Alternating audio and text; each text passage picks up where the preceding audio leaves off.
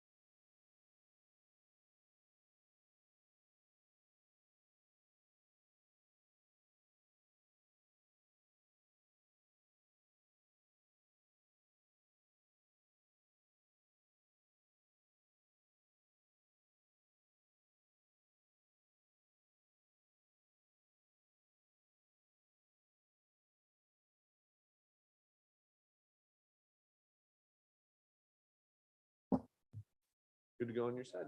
Okay. Well, welcome everybody. Good evening. I'm going to call to order the regularly scheduled meeting of Tuesday, October 24th, 2023. Please join me for a flag salute. I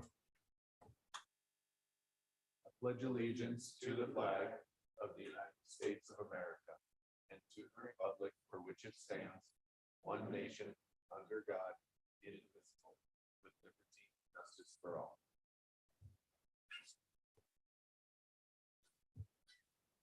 The Assembly of the City and Borough of Sitka would like to respectfully acknowledge the traditional First People of Sitka. With gratitude, we proceed on Tlingit Ani. Sarah, roll call, please. Mayor Eisenbeis, Present. Mr. Mosier, Here. Mr. Saline, Here. Mr. Yestad, Here. Mr. Christensen, Here. Mr. Pike, Here. and Ms. Carlson. Here. Thank you. Any correspondence or agenda changes this evening? Seeing none, that'll bring us into ceremonial matters. We do have a service award this evening for Kevin Knox. A service award on behalf of the City and Borough of Sitka is hereby awarded to Kevin Knox. This expression of grateful acknowledgement for your 1 year of valued service rendered in the public interest while serving on the Parks and Rec Committee. Thank you. Kevin, I'm going to make you come up and get a picture and all that good stuff, mainly for Dan.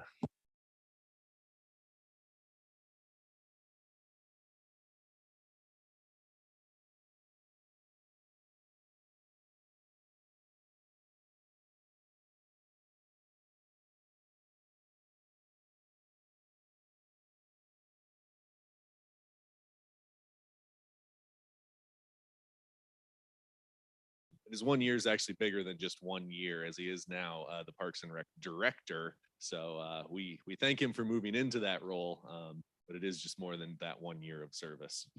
All right, since I'm already up front here, might as well continue. So we have a proclamation for Native American Heritage Month. A proclamation recognizing Native American Heritage Month. Whereas the purpose of Native American Heritage Month is to honor and recognize the indigenous people of our nation. And whereas the Tlingit, Haida, Tsimshian, and Eyak cultures of Southeast Alaska have much to celebrate in their varied and rich cultures. And whereas it is important that honor is bestowed on our state's indigenous ancestors and today's tribal elders, because if not for the survival and adaptive skills of those who have come before us, Alaska's tribal cultures may not be as strong as they are today. And whereas by continuing to teach the next generation to employ and respect their culture and spiritual heritage, indigenous languages, oral narratives, and traditional foods, our state's local, regional, and statewide tribal leadership is nurtured and inspired to serve. And now, therefore, be it resolved by the Assembly of the City and Borough of Sitka that the citizens of Sitka honor our native peoples and recognize them for strengthening the diversity of our society. Be it further resolved as the mayor of the City and Borough of Sitka, proclaim November 2023 as Native American Heritage Month and call upon Sitkans to commemorate this month with appropriate programs, activities, and celebration. Signed and sealed today. I think Chairman will be here shortly. We'll present this one to him. We have one more proclamation this evening, a proclamation honoring Veterans Day. Whereas America is the land of freedom, preserved and protected willingly and freely by citizen soldiers. And whereas through generations, their courage has allowed our republic to flourish. And whereas a nation acknowledges its profound debt of gratitude to those who have served and died in war. And whereas with respect for and in recognition of the sacrifices and contributions of those who serve in the U.S. military, who are deserving of commemoration, honor, and recognition. Now, therefore, be it resolved that the Assembly of the City and Borough of Sitka, Alaska, does hereby call upon citizens of Sitka to observe the 11th day of November 2023 as Veterans Day, and commend, honor, and recognize the valor and sacrifices of our veterans for defending and protecting our country, our freedom, and our way of life. Signed and sealed today. And there are quite a few veterans in the room to come up and accept the proclamation. So thank you all for being here.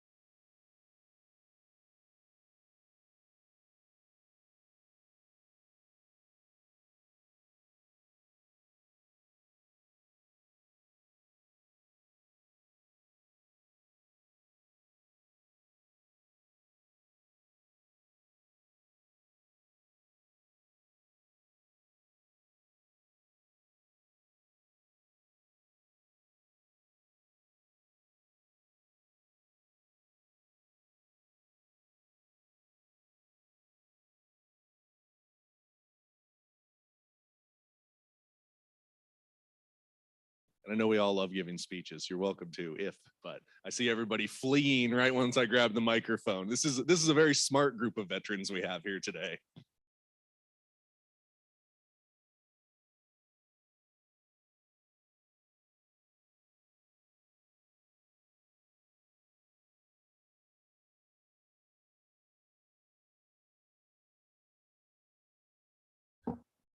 All right, moving on in our special reports.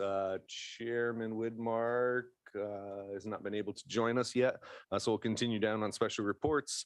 Is there anyone for government to government? Municipal boards, commissions, committees? Municipal departments? School district?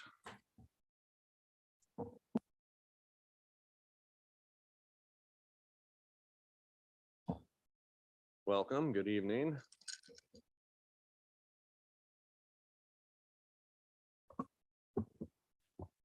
Mayor Eisenbeis, City Assembly. My name is Tristan Gavon. I'm the president for the Sitka School Board. And with me today is Dr. Deidre Jensen, who's our assistant superintendent, has been acting as superintendent as Steve has been away. And I just wanted to give a moment for Dr. Jensen to introduce herself. Hi there. I just want to say thank you to the City of Sitka and the Assembly for all the support that you have give the school district. It's really a privilege to have a great partnership, and had some meetings with John and with Kevin and Barb, and we just hope to move those relationships forward and keep working together. So appreciate all your work. And as the newly appointed president and liaison to the Assembly, I'm planning to come on the second meeting of the month to update you. I'll also come if there are relevant items or if there are kind of more pressing updates to provide you all. But just in terms of the updates for this month, so as you know, the new board took their oaths of office and we reorganized.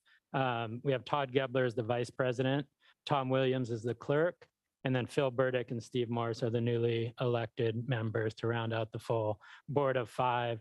We also have Felix Myers as the Sitka High student representative. And this year, for the first time, we have a Pacific High student representative in Aubrey LaRue. So we're really excited to have that additional student voice on the school board. Next up, just a quick update on Superintendent Bradshaw. We'll be back in town this week. He's been working remotely and coordinating with Deidre quite a bit recently. So we're looking forward to having him back. We wanted to also give you an update on the Baranoff renaming. That was a decision made by the board a few years ago. I'm not sure exactly when that was, but the committee has been established and we've met a few times. And I don't know if you've noticed in the paper, there's an advertisement. We're looking for public input.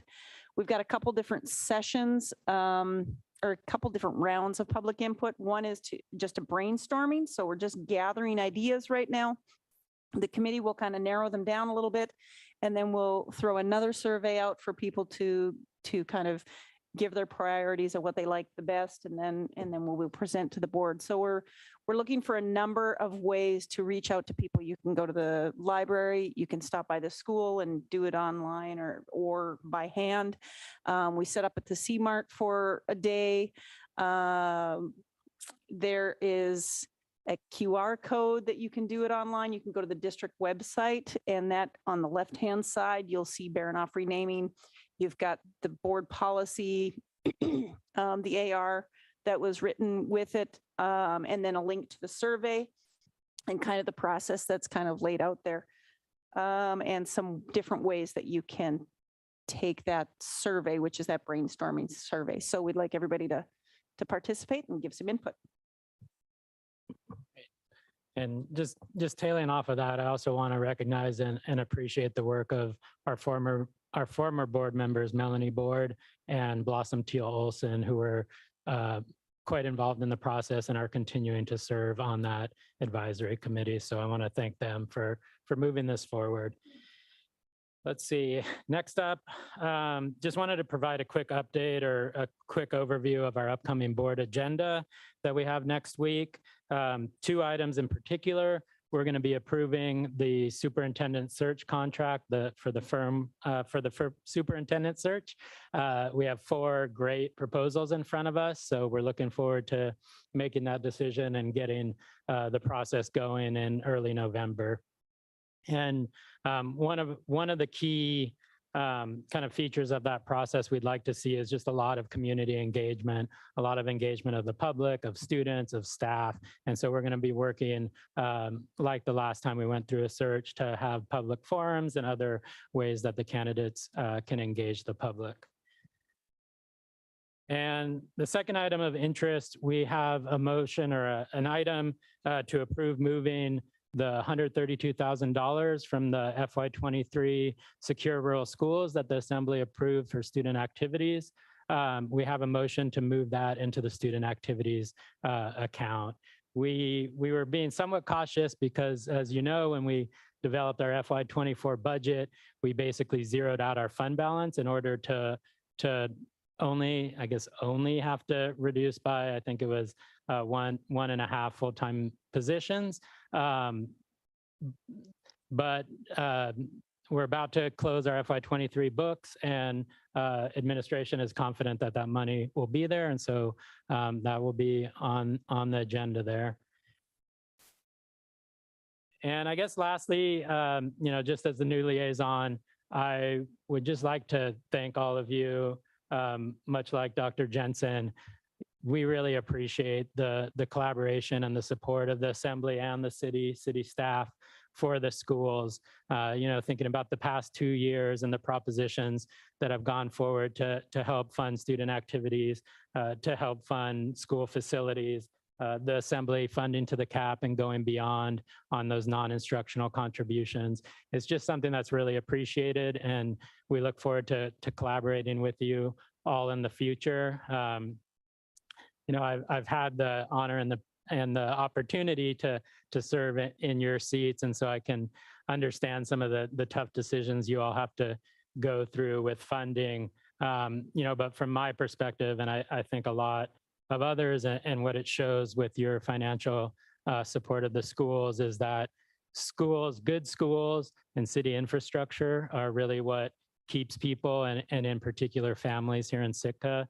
And so we really want to work with you on all those aspects, not just schools, but those things that makes Sitka the place we all love and want to live and raise our kids. So again, really appreciate that. If you'll indulge me, I'd just like to share one student highlight for the month, Mr. Mayor. We do have a 5-minute time limit by code, but we'll hold you to that next time. Yes, I will be better next time. You know, my first time, I'm a little nervous and, you know, we have extra. But I just wanted to share, you know, that funding and the community support. I think community partnerships really what that does for our kids.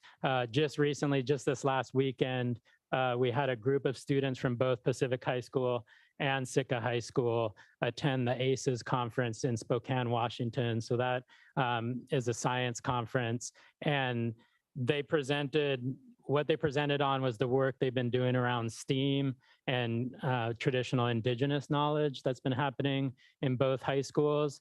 And so the Pacific High students, they had created traditional Tlingit button blankets with LEDs that, you know, when the kind of pulse to the music and do other features. At an opportunity, some of the students shared that work with me, you know, traditional sewing, but then combined with the LED lights and all of that technology. It was just really cool. And it was really amazing to see how proud they were of their work. And then Sitka High, they presented on their cedar forest health project that they did last spring. So a lot of really exciting things happening in the schools and things happening through partnerships. This particular program being with Sitka Tribe of Alaska, Sea Alaska Heritage Institute, and a number of other folks. So really appreciate staff and students for representing Sitka well. Great, appreciate the update. Thank you. And thank you for filling in and in Mr. Bradshaw's absence. We appreciate you.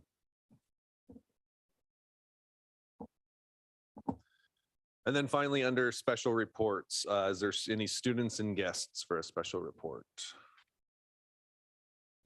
Seeing none, that'll bring us to persons to be heard. This is public participation for any item off of tonight's agenda, not to exceed 3 minutes.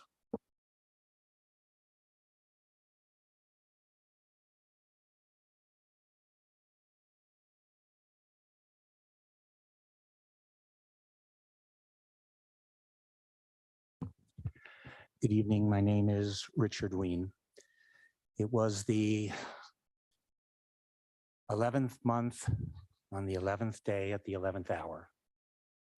That was what we call Veterans Day. And what we owe to these people, not only those who have hung up their uniforms, but who have passed in the service of our country and those who are actively serving now, is a debt that we cannot repay. There have been recent surveys which have shown the belief in patriotism in America, in the Constitution, even within the trying to recruit military individuals have been at a disastrous low.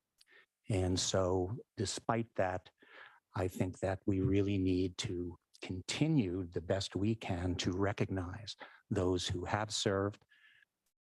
And that's it. Veterans Day is something very important. And hopefully we'll see you out there at the only other national cemetery in the country. One other important thing is that there were other people to recognize. Elizabeth I'm sorry, I have to go here. And that is Angela Bowers for the Sustainability Committee, Ken Cameron for the Investment Committee, and Mike Nurko from Ports and Harbor. And hopefully they'll get a framed citation. Another important thing for today, I have to mention it because I see it almost every day, where bicyclists and pedestrians are dressed as ninjas and they're walking on the street and they really need to wear reflective or have lights because pedestrian versus automobile is a losing situation. And we are, despite what we consider our medical field, if you get hit by a car, there's a good chance you're going to be medevaced, and that means 6 hours from definitive care. Another issue is on KCAW. They had an article on October 20th concerning making sure you lock your cars because there have been a number of threats. Has something changed here in Sitka? You have to lock your doors. I've noticed that out there today, there is a conference on sex trafficking, and the lead title on it, if you go out and look at the sandwich board, it says sex trafficking is here in Sitka. Has something changed within our beautiful city? I don't know. I would certainly like some answers, but God bless you all and the veterans. Thank you.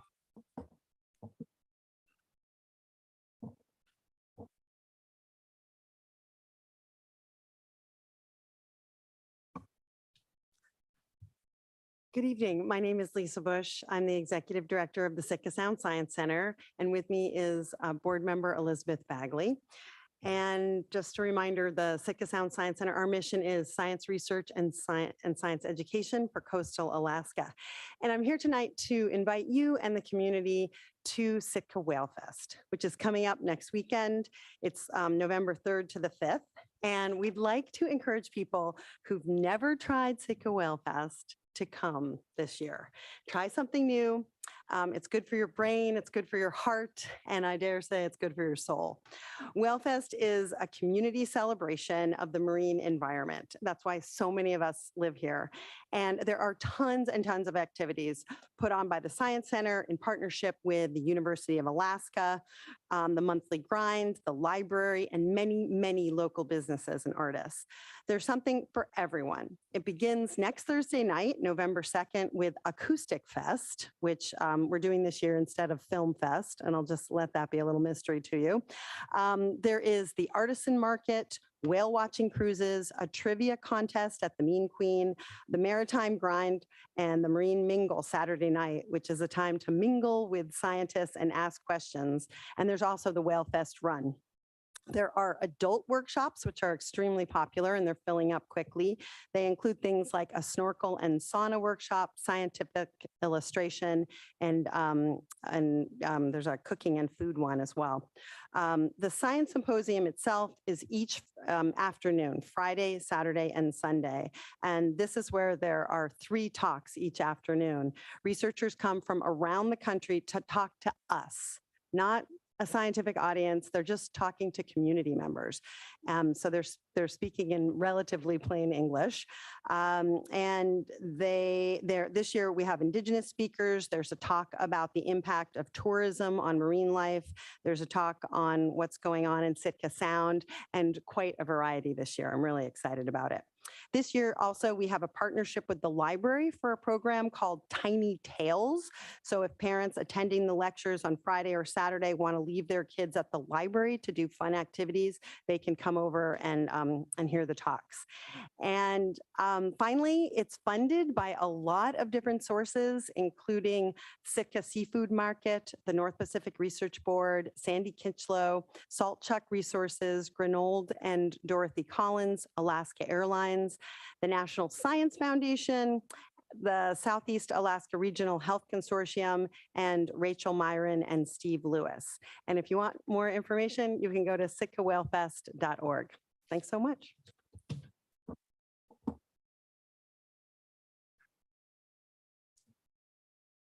Anyone else this evening for persons to be heard? Seeing none, that'll bring us to consent agenda.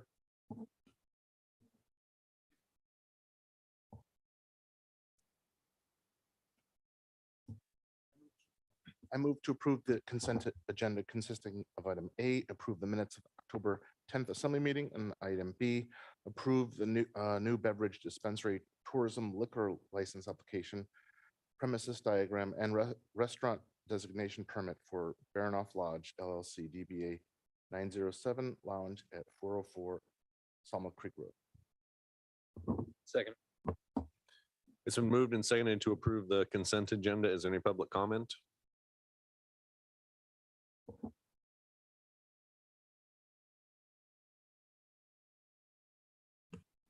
My name is Richard Ween. And as I'm sure you know by now, I am always curious yellow. And if you look up Baranoff Lodge LCC, doing business as 907 Lounge, sounds pretty interesting. The person in charge of that is John Emmy. Now, John Emmy is a well-known figure. He should be here in Sitka because he is but he's definitely well-known in Anchorage. And the reason I point it out is because this has, to me, I hear he's a very nice guy and all this other stuff, and he's buying properties, some of which you know already in this town. And my point being that this represents big money that has taken an interest in Sitka, meaning that in the past, we had kind of like local owners of buildings and businesses, but now they are moving out through the big moneyed groups. And there are a number of them that have come into Sitka. So just wanted to let you know, this isn't some barkeep who is going to be serving. This is someone who is investing in Sitka in a very big way. And I believe that knowledge is power, and you really need to just understand what you're voting for when you vote yes. So thank you. Is there any other public comment on the consent agenda? Sarah? All right, on the motion to approve the consent agenda consisting of items A and B, Mr. Pike, Yes. Ms. Carlson, Yes. Mr. Celine, Yes. Mr. Mosier, Yes. Mr. Yestad, Yes. Mr. Christensen, Yes. and Mayor Eisenbeiß. Yes. Motion passes 7-0 on the consent agenda. Brings us to board, commission, and committee appointments. Item C, please. I move to reappoint Elizabeth Bagley and Kent Barkow to 3-year terms on the Sustainability Commission.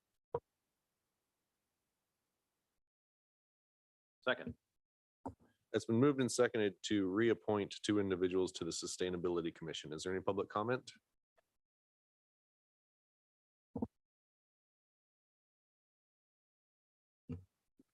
As always, when people If apply you could for, identify yourself for the sorry. record, please. my name is Richard Ween, and I am curious yellow, and Durka to all. And when anyone gives community service, it is important to give them special acknowledgement. Elizabeth Bagley has a doctorate and has been here in Sitka for 3.5 years, and she seems like a very wonderful and intelligent individual. So I'd like to thank her for continuing with her service on the sustainability. And Ken Barkow is well known in his work in the fisheries and so forth. So I'd like to thank both of them for stepping up and doing community service. Thank you. Any other public comment on these reappointments? Seeing none, that'll bring it back to the assembly. Before we go forward on this, I'd like to move to divide the question. It's been moved and seconded. Dividing the question is non-debatable. Sarah, on the division? All right, on the motion to divide the question, Mr. Christensen, Yes. Ms. Carlson, Yes. Mr. Celine, Yes. Mr. Pike, Yes. Mr. Yestad, Yes. Mr. Mosier, Yes. and Mayor Eisenbeiß. Yes. Thank you. We will take up Elizabeth's appointment first, as she is, her name was listed first. Was there any assembly discussion on Elizabeth's appointment? I'll just say that as liaison for first the Sustainability Task Force, and then I think it was called Climate Action Task Force, and then the commission, she's been absolutely fundamental in helping to educate me on some of these types of matters, as well as mentor and educate um, the commission. And she's very collaborative, and I think she's a right fit. Anything else on Elizabeth's appointment? Sarah? All right, on the motion to reappoint Elizabeth Begley to a 3-year term on the Sustainability Commission, Ms. Carlson, Yes. Mr. Yestad, Yes. Mr. Saline, Yes. Mr. Mosher, Yes. Mayor Eisenbais, Yes. Mr. Pike, Yes. and Mr. Christensen. Yes. The motion passes 7-0 to appoint Ms. Begley. And then we'll move on to Kent's appointment. As I move to divide the question, I guess I'll start to explain some of my reasoning for the assembly here. I have no doubt that Kent is a sustainability warrior. He started talking to me about this, probably 8 years ago, I would say, is when I first had a meeting with him. I think it was about electrifying boats at that time. So his heart is definitely in the right place. However, I have an email chain, and I actually wish he was here so I could ask him what he had meant by this. But I have an email chain, and one of the sentences that came from him is, despite continuous pushing, the commission has been fussing around the edges and very much constrained by its leadership and the sustainability coordinator. And so when I see something like that, I have a concern about a appointed commission member who not only is saying that they don't agree with the leadership of the commission, but then wants to be a negative towards staff. And that's something that I have fought, not necessarily fought, but something that I pushed for a long time, is that if we're going to appoint someone, they need to work with staff and along those same lines.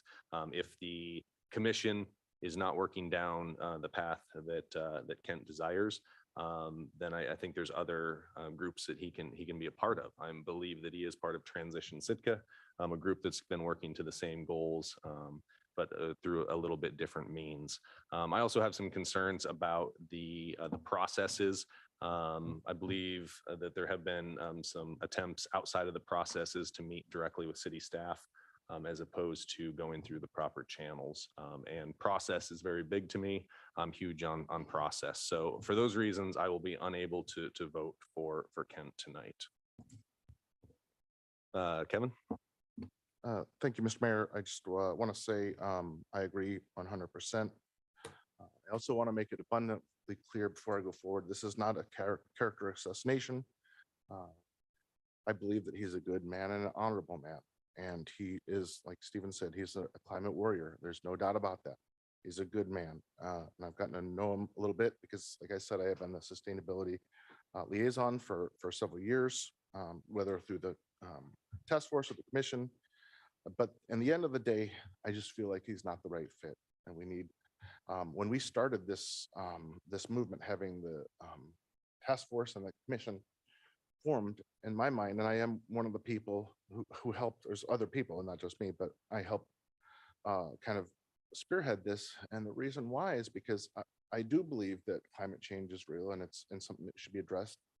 But I'm on the philosophy that, you know, I guess I disagree with the philosophy of some other people and their attempts to do it, which I just say I don't agree with them. My point, and I think we laid this clear by forming a commission, is to handle things clearly, logically, and at a steady pace. Because even if things are urgent, I mean, you have to do things in the right way, or otherwise they won't get done. Otherwise, it'll just be us yelling at the community, but nothing will ever get done. And I don't want that. I want to have sustainable, long-term, effective change for this community. And that's why I'll be voting no. And I was going to quote that quote, and that didn't really sit right with me. And as a person who's been at the meetings, you know, Kent's a great guy. He really is, but he just doesn't seem to really want to accept that kind of philosophy. And he does quite frequently bring up questions that are not on the agenda or try to kind of push his vision. And that's fine, but it's most of the time, it's not something that the group agreed upon. It's not helping. It's a discouragement. It's a distraction. And I think that he would be better suited to serve on another if he wants to continue serving the city on another commission or board. I just don't think that his vision syncs with this commission's vision. I'm trying to be very careful, and a little nervous, but I just want, again, reassure this is not anything against Kent Barkow. I think he's a good man. I just don't think he's the right fit.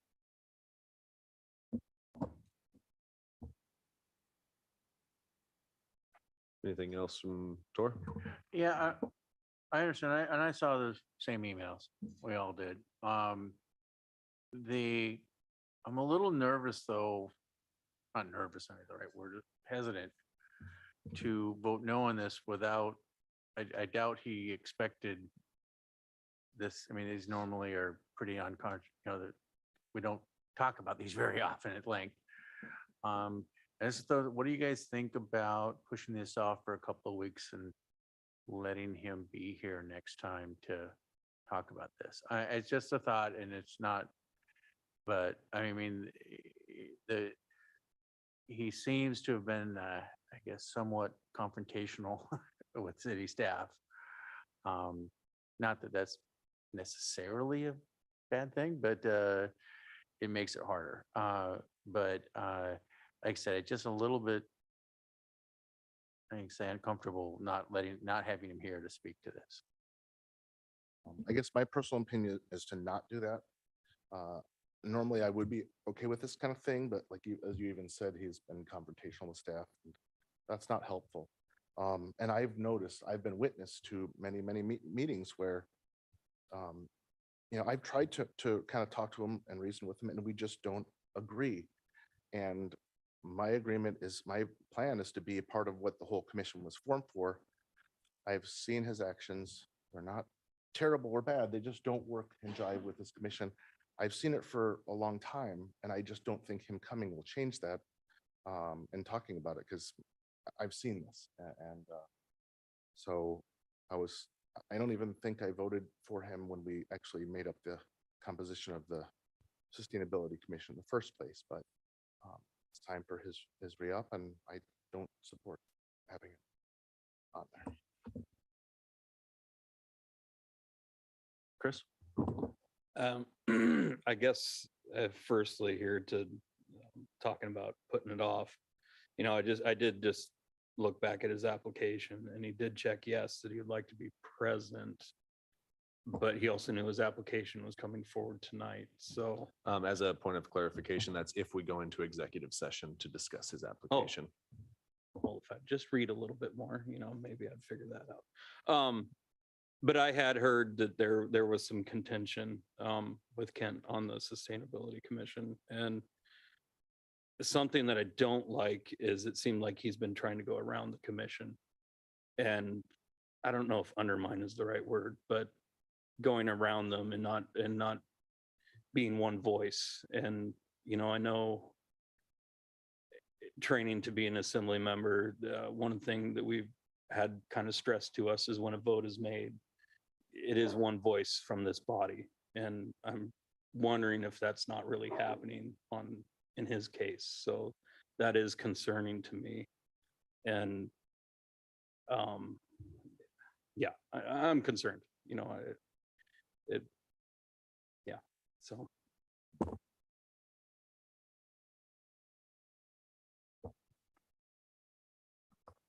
Scott? I'm so sorry. What's an email chain? Does that mean other people are bummed out from the sustainability meetings, or I don't understand what the email chain was with more information, or? It was a back and forth conversation between a couple individuals, and I believe the assembly as a whole received that. Thank you. Tim? I think for me, it's another form of when a person joins a commission, it's in my mind, and it behooves them to support the mission of the commission, or well, that was kind of an interesting sentence, but they put their name forward and brought their talents to the group to advance the group. So when there is a disagreement within the group, it should stay within the group. So I think I also support going a different direction. JJ? But just a little bit ago, the commission came forward to share with us, what their goals were for the year. And I think they seem to be one of our commissions that really have an understanding and a mission and a guide and a drive to do so. It is promising to see that. And if there's anything we can do as, members of the assembly to support, the overall group through hitting what they've said they want to accomplish. I think it is our duty to keep them on track and to advise them accordingly.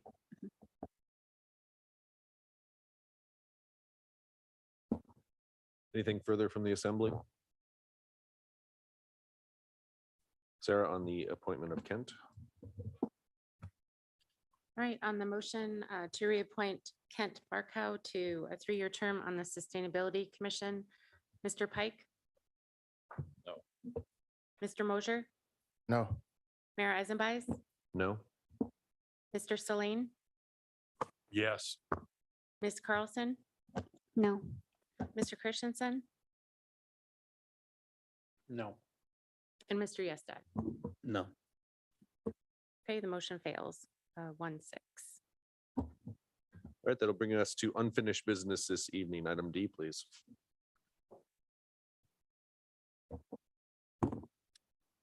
I move to approve ordinance 2023-21 on second and final reading, authorizing the purchase by the city and borough of Sitka, CBS of Lot 4, Block 4 of the Gary Paxton Industrial Park pursuant to the affirmative covenant of right to purchase contained in the quick claim deed recorded 8/15/22 and making supplemental appropriation for fiscal year 2024 for said purchase of 4690 Sawmill Creek Road property by CBS. Second. That's been moved and seconded to approve ordinance 23-21. Is there any public comment?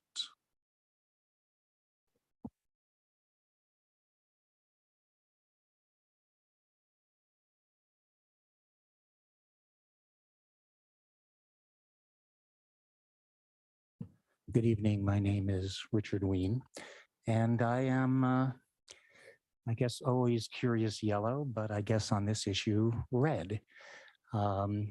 The important thing here is when we spoke about this last time at the first reading, I gave my testimony from 2021, talking about the importance of holding on to property, and it was our lease, and we could change it. And I believe that's the truth. I've heard nothing to the contrary. But one important thing is that I wonder if any of you read the lease. Read the 2017 lease or the transfer lease, or have any idea what is in it, or even know what the what constitutes a lease.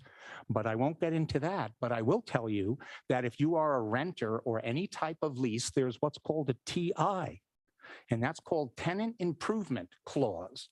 You just can't go in there and change things and do things, except one with written permission.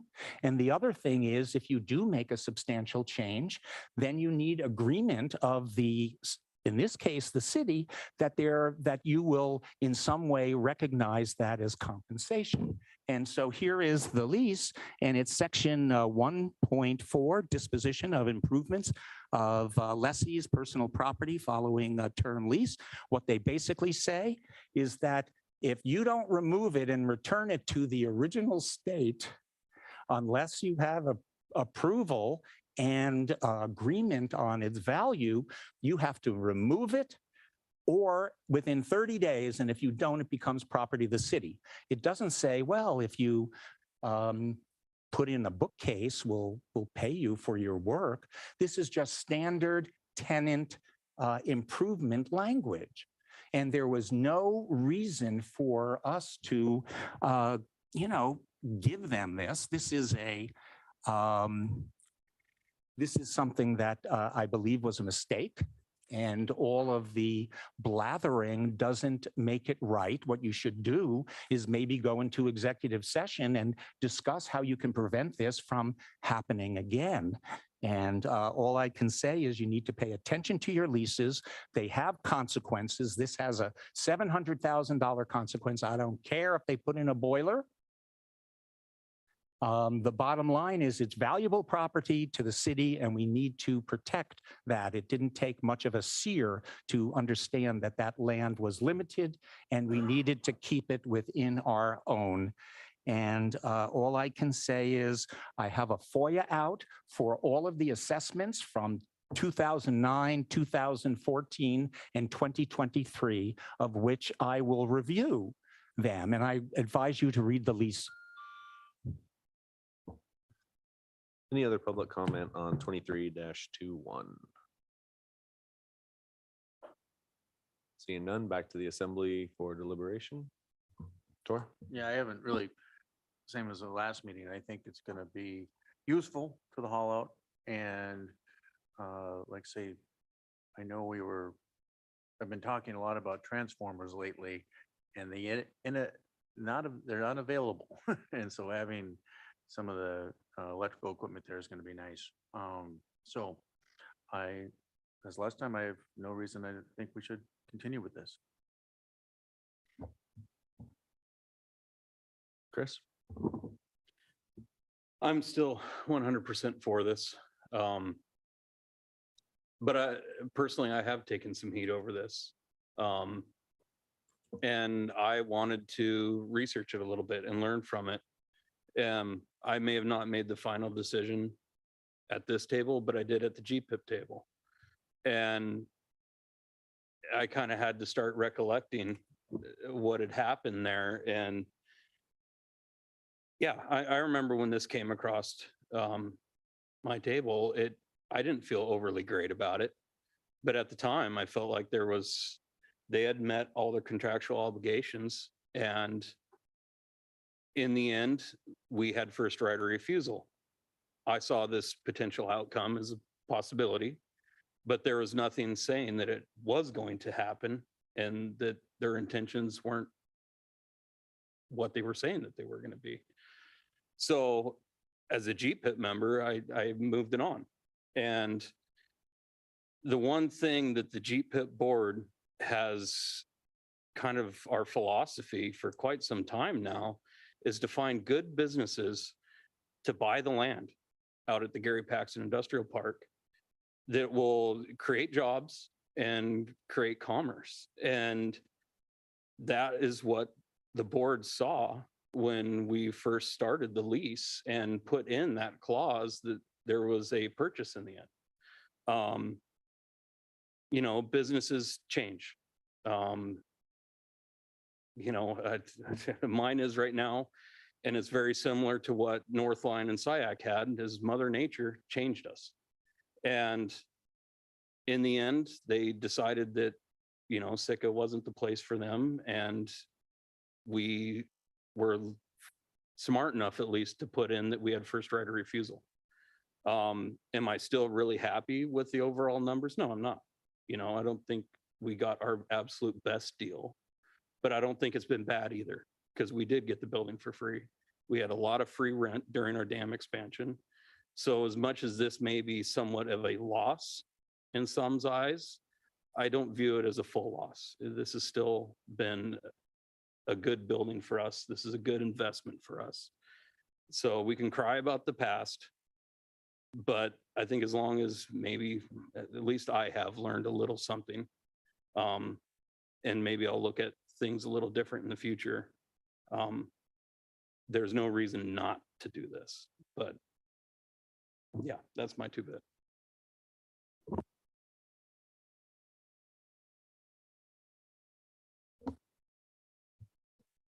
Anything else from the assembly?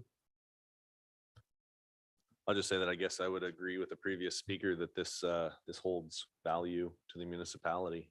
So I'm not sure why there's a push not to buy it back. If it holds value, let's get it back. Sarah? All right, on the motion to approve ordinance 2023-21 on second and final reading, Mr. Mosher, Yes. Mr. Pike, Yes. Ms. Carlson, Yes. Mayor Eisenbeiss, Yes. Mr. Celine, Yes. Mr. Christensen, Yes. and Mr. Yestad. Yes. Motion passes 7-0 on item D.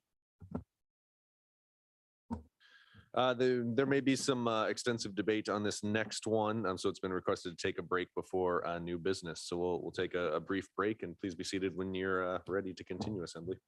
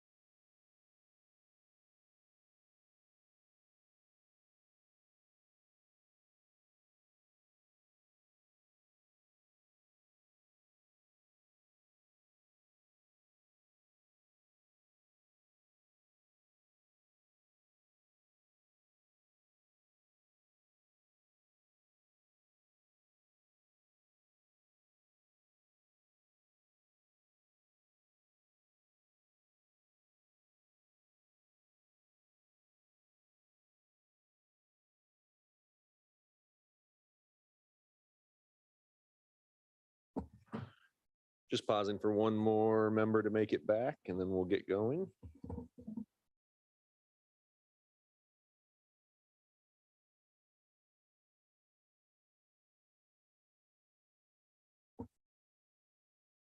All right, thank you, Assembly. That'll bring us to new business first reading, item E, please.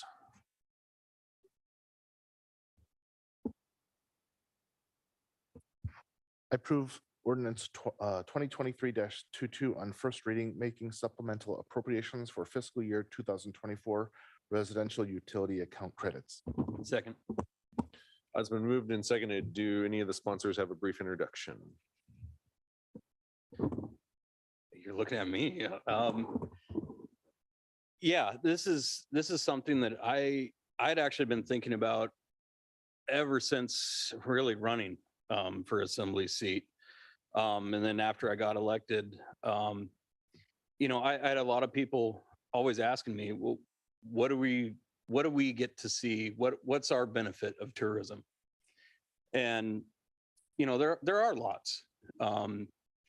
We can fully fund schools. We're putting money into infrastructure, you know, but a lot of these benefits are something that we don't see immediately or that aren't really tangible so much. And I really wanted to do something that was immediate benefit, that was tangible, that it's giving back to the community. You know, our tourism seasons are really busy. You know, we put up with a lot as Sitkans, and I just felt like, you know, we had a lot of success and I wanted to give some of that success back. And we really, you know, the three of us got together and we were brainstorming, throwing a lot of different ideas around. And this was kind of one of the best ideas that we really came up with to try to affect as many people as we could and not have too many pitfalls. We had other ideas, but there were some large pitfalls that were concerning, but this one just seemed to really fit. And I'm just excited to be able to do it because this was something I have been wanting to do for quite some time. And I just want to thank Stephen and Kevin for helping me get this across here. So. Thank you. Is there any public comment on ordinance 23-22?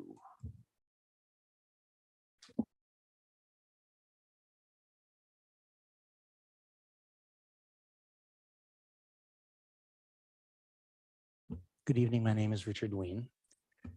You know, I certainly don't want to look a gift horse in the mouth, $300 bucks or $300. But there are some interesting notions related to this, which I think needs to have at least a little conversation and consideration. One, is this the best use of my money? Meaning as a citizen, giving it back as a $300 one time into the utility. What that really means is $25 a month, which is nice. But the bottom line is it goes back into an enterprise fund. It's not a gift card that I get so I can buy my kid a Subway and I can take the little lady for dinner or just make it a choice of my own. So it goes kind of like in the cycle, which I thought was very, very clever.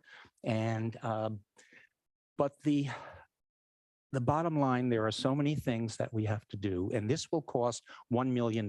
Just tonight, we're going to do a $125,000 match. We have that building, which was a cost of $700,000, basically. And now we're going to put in $1 million from the general fund. Well, at this today, the quarterly report for the electric fund was presented. Nobody presents it, but it's in the packet. And I just read little things like this. So here's what we're doing. We're taking $1 million out of the general fund. And so here is something on the budget from the electric fund. The additional revenues will provide a much needed boost to the small capital reserves of this enterprise fund. Material costs and availability continue to cause concern for the long-term capital plan. Equipment costs are still rising and lead times for equipment are long. I just go through the quarterly report, and the notion here is that here we are taking the money, and we're adults here, so you can either give some of it to those who are truly in need, and I understand that the fund is coming up, that you need to apply for the utilities fund. But you can either give it to the people who need it, or you keep it as an adult, that we understand that utilities in the city are very important. And so here we have $1 million, and I appreciate you throwing the cash out, and it will be very helpful for a lot of people. But the bottom line, it's $1 million, which may be spent in a better way. Thank you. Is there any other public comment on ordinance 23-22? Back to the assembly for deliberation. Tor? Yeah, I mean, when I saw this, I really appreciate the sponsors, what you're trying to do. And I thought about it and I said, God, I really don't want to come out against this, but I think I have to, for a number of reasons. And I kind of agonized over this a little bit. And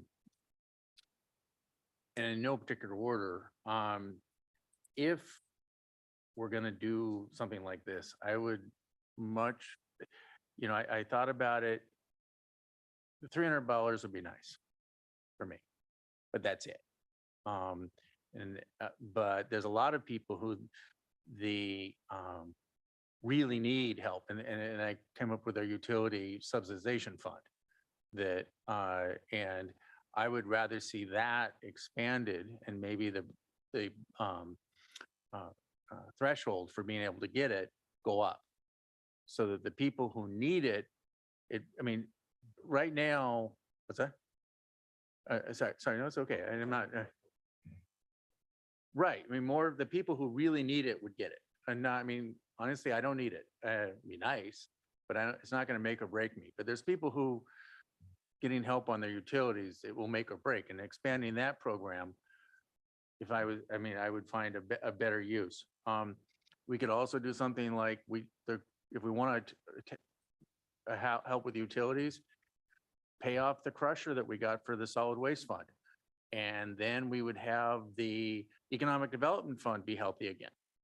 And that would lower utilities for a long time, because now the solid waste fund would be healthier and wouldn't have to pay off that loan. And you would have much lower rate increases for the solid waste, which is a problem child in our that we have going. We also have over $100 million in unfunded projects and needs that, when the public works director comes up and talks to us, as John calls the alligators snapping, I've never heard it be less than 100 million. And I know $1 million is a lot of match. And it's more like I don't feel like this is the best use of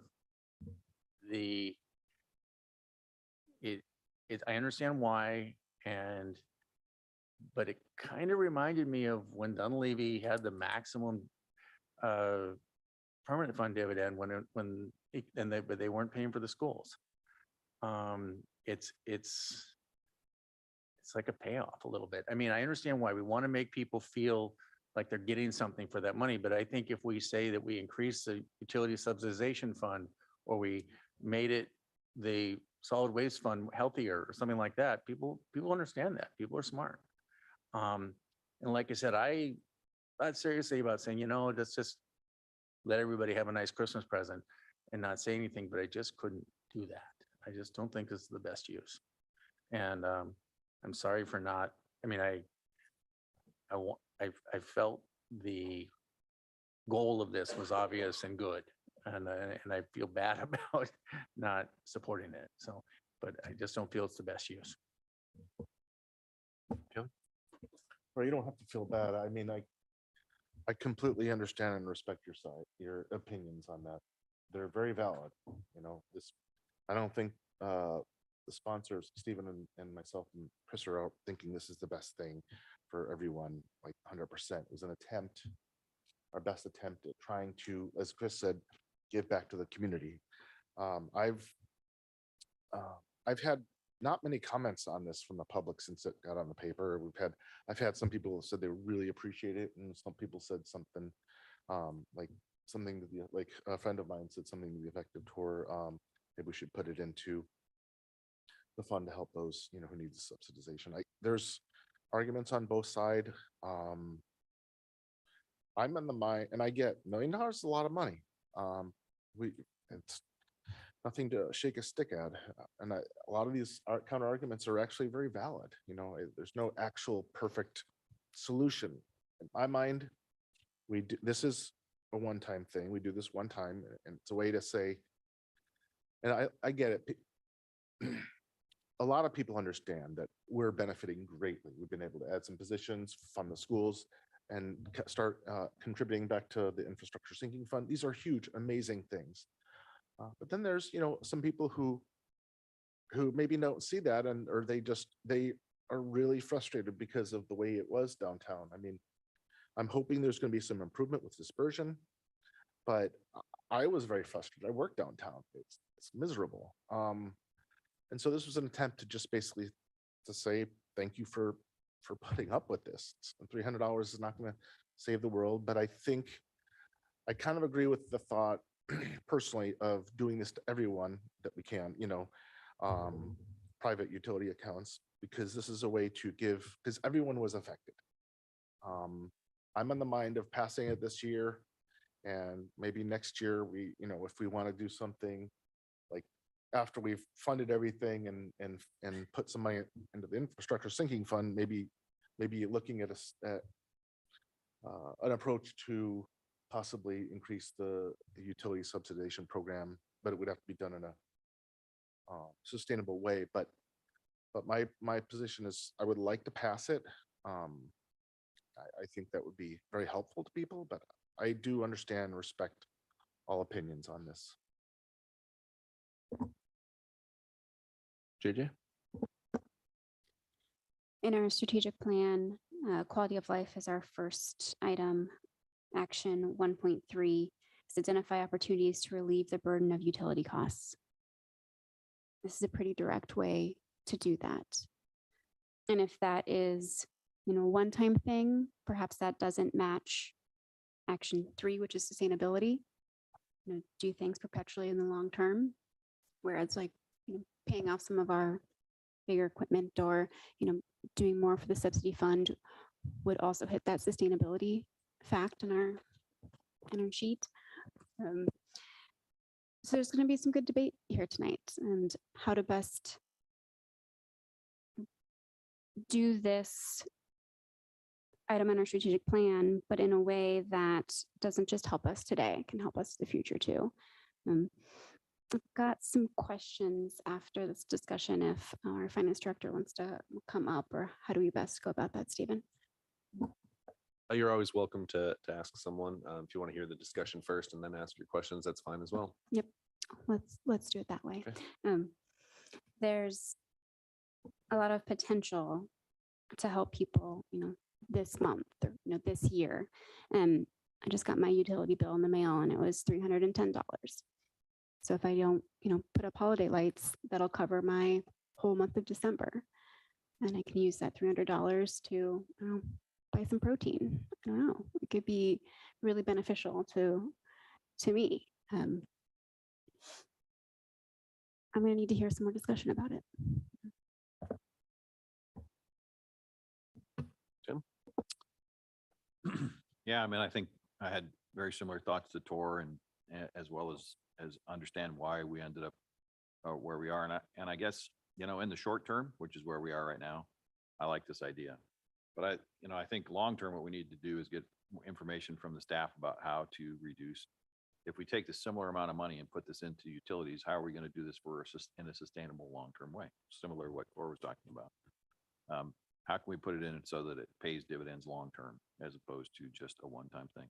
But I do agree that in the short term, this is a way to go forward. There's a time to come up with that before the end of this, you know, I don't want to wait for that, let's say, after this tourist season. So, but I do want to see some ideas about how we can make, when we do this again, how we do this so that it's a long-term thing that has a long-term impact on people in the, going forward, because affordability in Sitka is a big thing. And we want to make sure that we approach that in a sustainable way. Scott? I agree with Mr. Pike. Global collapse of seafood, $5,000 gross stock for taking your boat to Chatham. It's going to help right now. I think some of the debates that we're having at the table tonight are some of the very similar debates that we've had during this process as well. I think everybody agrees with the intent. It's just the method on which we get there. And I don't disagree with looking at a longer term thing. That's the $4.5 million we put in the infrastructure sinking fund does exactly that. Well, it doesn't target utilities necessarily. Somebody's going to get a pothole fixed. Somebody's going to get their road striped. Which I don't know if anyone goes up Edgecombe Drive much, but if you don't live there, that road needs to be striped. You can't understand where the road is and where people are supposed to park. So things like that. The reason I personally ended up on this one is because I've heard when we talk about tourism, there's the comment of what's in it for me. And while this isn't a massive what's in it for me, unfortunately, $1 million doesn't go very far when you're dividing it by our residential utility accounts. It is something, and it is going to help those who don't need to pay that $300 towards their utility bill in the month of December.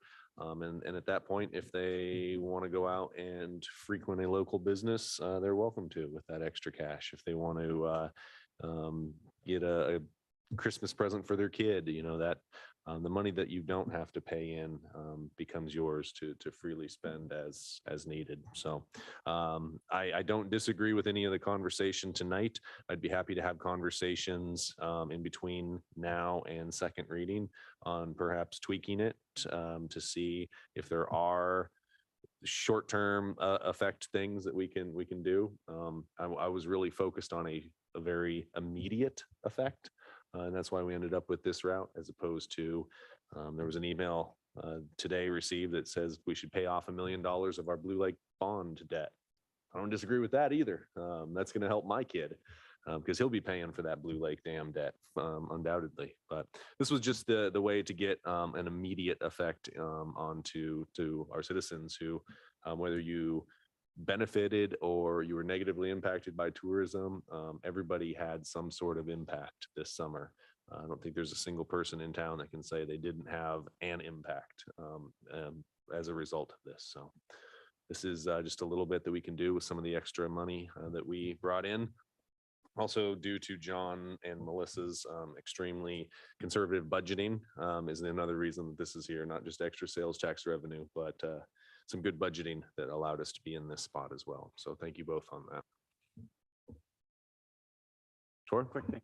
Yeah, I mean, again, if we're looking for immediate effect, I would say the utility subsidization program. That's immediate effect to people who are most negatively affected by utility rates. If we make that fund very healthy, I think, how much did we put in it? It was a little over, it was about 200,000 or so this year, right? I believe. I remember, was that about right? Yeah. And if we bump that to 1.2 million, we can raise the eligibility or we can raise the amount. Right now, what do they get? It's about $100 that somebody can get off their bill. And if we could make, and that's all winter. And if we could make that $300 all winter, $400 all winter, that's going to really make the difference for somebody who's on the line in a huge way. Like I can stay in Sitka kind of way. And I guess I'm trying to look towards people who need it the most. And I think there's a large number of people that we could say, we can point to it and say, this is an immediate effect. So I know I'm right now on the minority on this, so that's why I wanted a little bit of a pitch for that. But I say I'm not gonna pound on the table or anything.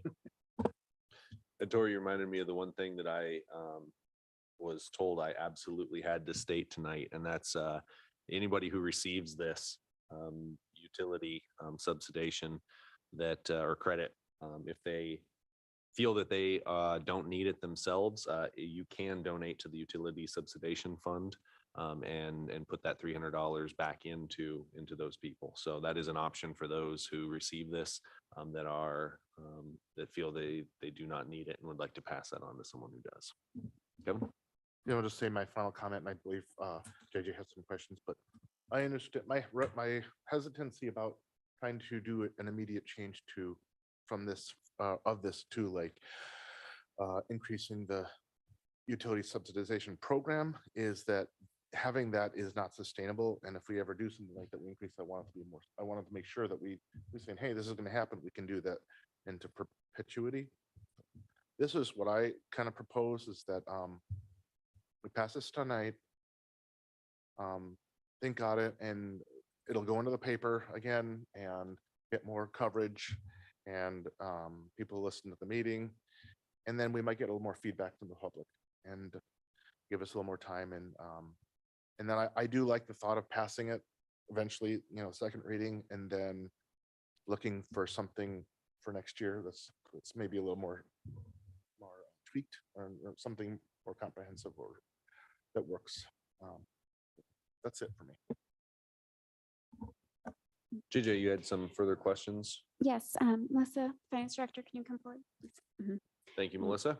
And while she's walking, I did find it curious that we got more comments about pickleball courts, the next agenda item, than we did about every, home in Sitka getting $300 cash. So what you just said there, Kevin, I think is very valuable. Okay. Hi, Melissa. Some topics were talked on afterwards about like if you wanted to, we could donate into the subsidy fund as a home. Question direct for you. With your excellent budgeting last year, about how much are we in surplus for now? Well, last fiscal year, when John and I worked on the analysis of the fund balance at the end of fiscal 23, we felt comfortable proposing a transfer of $4.5 million to the public infrastructure sinking fund. So that's something that will be available for FY25. And then, kind of the ballpark where we want to make sure our unrestricted fund balance lies. We don't want it growing too big. We also don't want it too small. That's what we have in case of an emergency. And we've always kind of 5 is the number we don't want to go beyond. I believe that after the transfer to the public infrastructure sinking fund, we were at, I believe it was 7.9 million. So that gives a little bit of flexibility. Part of that is we have an awful lot of granting going on, and having 100,000 here, 100,000 there to act as a match can be really important. But our fund balance is at a healthy point, and that's we kind of use that analysis to kind of judge where we are in terms of surplus. So. And was there some budgeting done to say, an average household in Sitka has X as a typical month on their utility bill to come to the $300?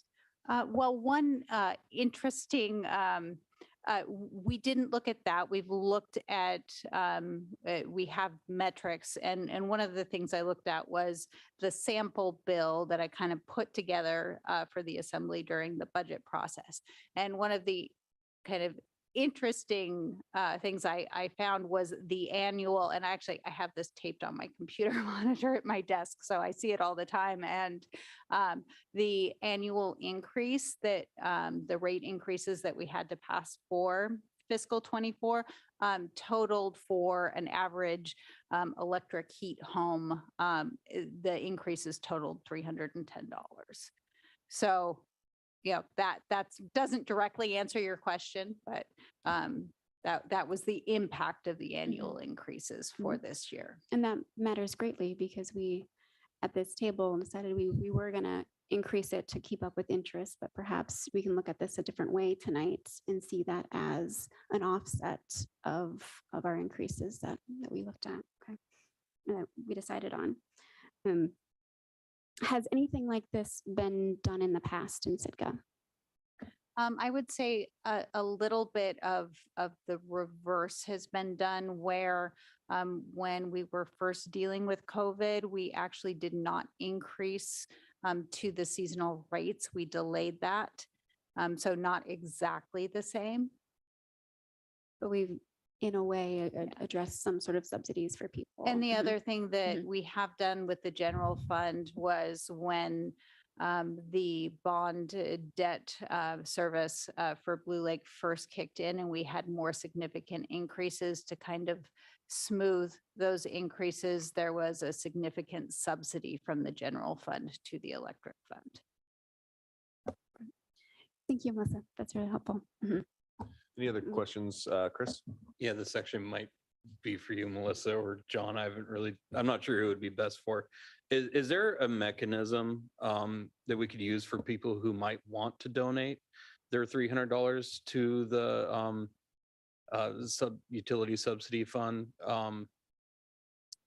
Yeah, I guess something easy that they could do to be able to do that, I guess. I think we could come up with something, a very simple form that someone could just sign and waive the subsidy. And then we could do that as an internal transaction, which all of this would be anyway. Okay. I'm sorry, Melissa. I thought that program was still going. We used to have one. It even came out on the utility bills that said if you wanted to donate. So I apologize for putting you on the spot with that program not existing anymore. No, that's fine. That we do have a program for donations. That one does go to Salvation Army. So that one is certainly there, just a different type of transaction. On that exact point, if I can, what I might suggest is someone would have to actively opt in. So in other words, next time you get your bill, you can, or go online and say, yes, I want the $300. And any money left over goes in the subsidization fund.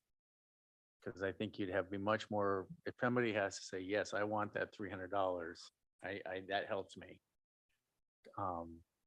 Then, I mean, that's gonna, I think, be more rather than say, no, I don't want it, and then any money left over again, something to think about before the next meeting, goes into the subsidization fund. Because the nice thing about the subsidization fund is that if we don't spend it all, it rolls over to the next year. So anyway.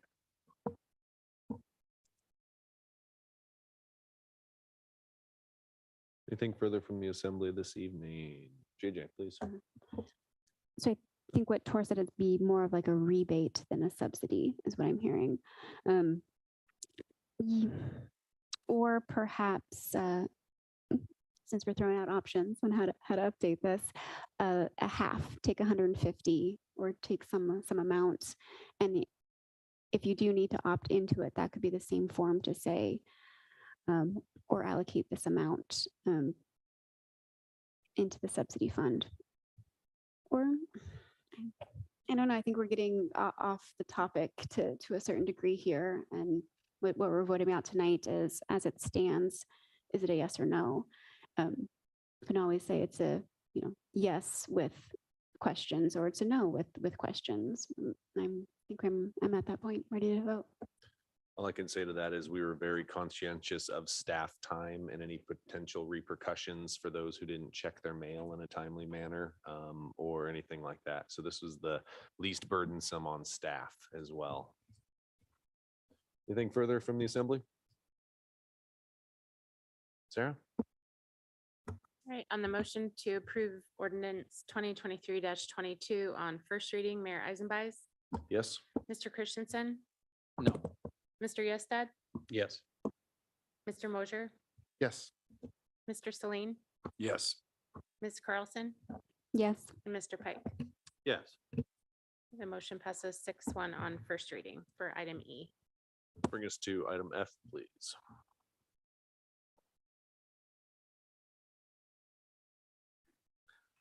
I move to approve Resolution 2023-26 on first and final reading, authorizing the municipal administrator to apply for a land and water conservation fund grant for the rehabilitation of the Crescent Harbor Courts. Second. It's been moved and seconded. Is there any public comment on resolution 23-26?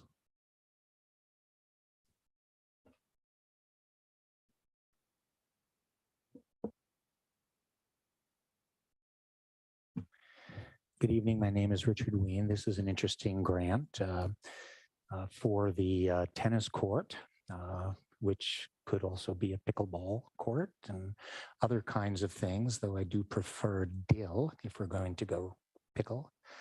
The important thing here is that it costs $250,000, but there's a 50% match. And the only reason I bring this up, God bless them, I hope they get the grant and so forth. My always question is, what are they going to do with the court stating all these needs for rehabilitation? What are they going to do if we don't get the grant? But the bottom line is, and people don't keep a running tally. This is just another $125,000, and you really have to consider that. $1 million here, $1 million there. And money is being thrown around like it's nothing. And the way the economy is going, you may find yourselves in a very interesting predicament. So neither for nor against it. I, like the way Kevin Knox thinks, and I know he's, thinking for community and recreation, and that's now literally his job. But the thing is that as an assembly, you have to keep track of the monies that you're spending.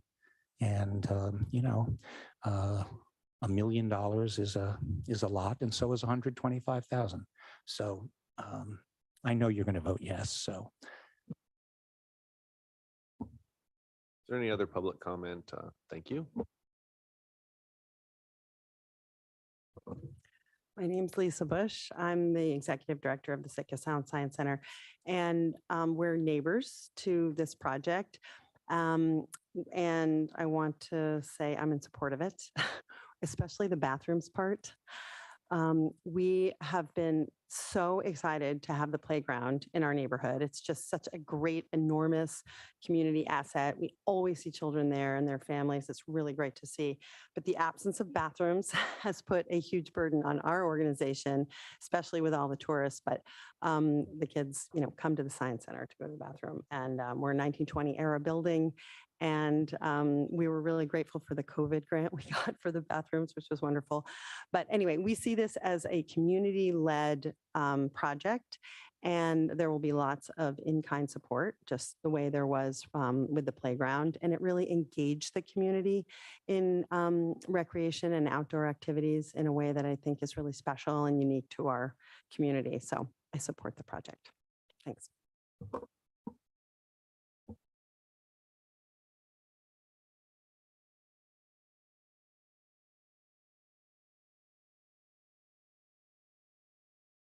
The button on the very bottom, if you could hit that and turn the microphone on the very bottom. There you are. Thank you. Okay, thanks. I'm Debbie Miller. I live on Sawmill Creek Road. First off, thanks very much for all you do to support this beautiful community. I'm very much in support of this resolution. Every time I drive down Jeff Davis Road and I see the beautiful basketball court, I see the playground, the science center, and then I see this old tennis court that has weeds growing up through the cracks that's been there for 60 years.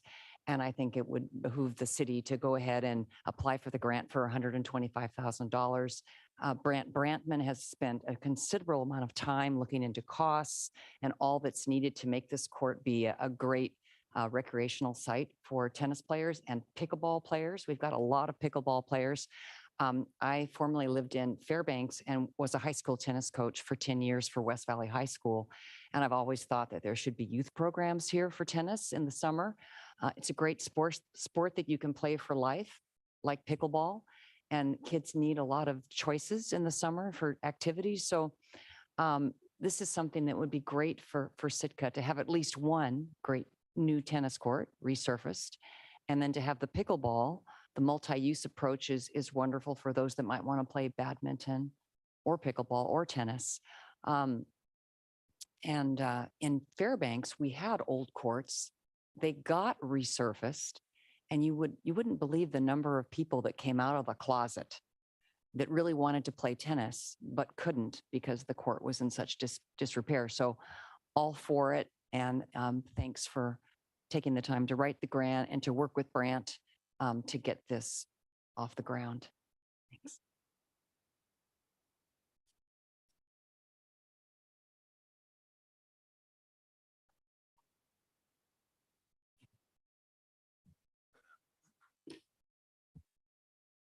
Good evening, Andrew Frisky. I'm here representing the Sitka Recreation Foundation. I'm on the board. The Sitka Recreation Foundation is it's a new nonprofit that is supporting the quality of life in Sitka through recreational opportunities. I'm up here to show a favor of this grant as well. Our board is going to be hopefully partnering with the city to help raise funds. We're looking at a minimum contributing $40,000 to $50,000 cash for this, plus hundreds of hours of volunteer services. We have a very motivated board. Like I said, we're fairly new, but a few of our members and many of the people on our board are lifelong Sitkans and were part of the actual Sitka Recreation push 2 years ago, almost exactly 2 years ago. I was sitting here to start a Sitka Parks and Rec program. And I feel our board, who's made up of Britta Speck, Bart Meyer, Carrie Sagal, Keith Perkins, Ben Huey, and Barb Morse, a very motivated group, and feel that we could really partner with the city and make these courts a great place for Sitka and continue to improve the quality of life here in Sitka. Thanks.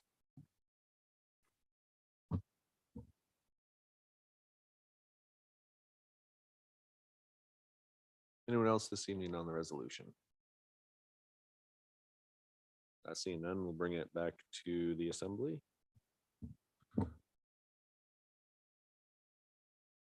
Please. Start. It's nice to see this grant come here. Clearly went through the team. Yeah, been worked on by Melissa. I'm sure it went through. It says here it's went through Kevin. I'm sure Amy was involved, and then Mr. Luch.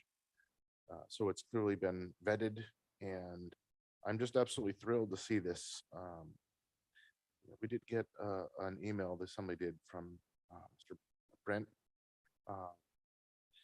and there was a lot of information in there, and a visual. I just think it's going to be wonderful.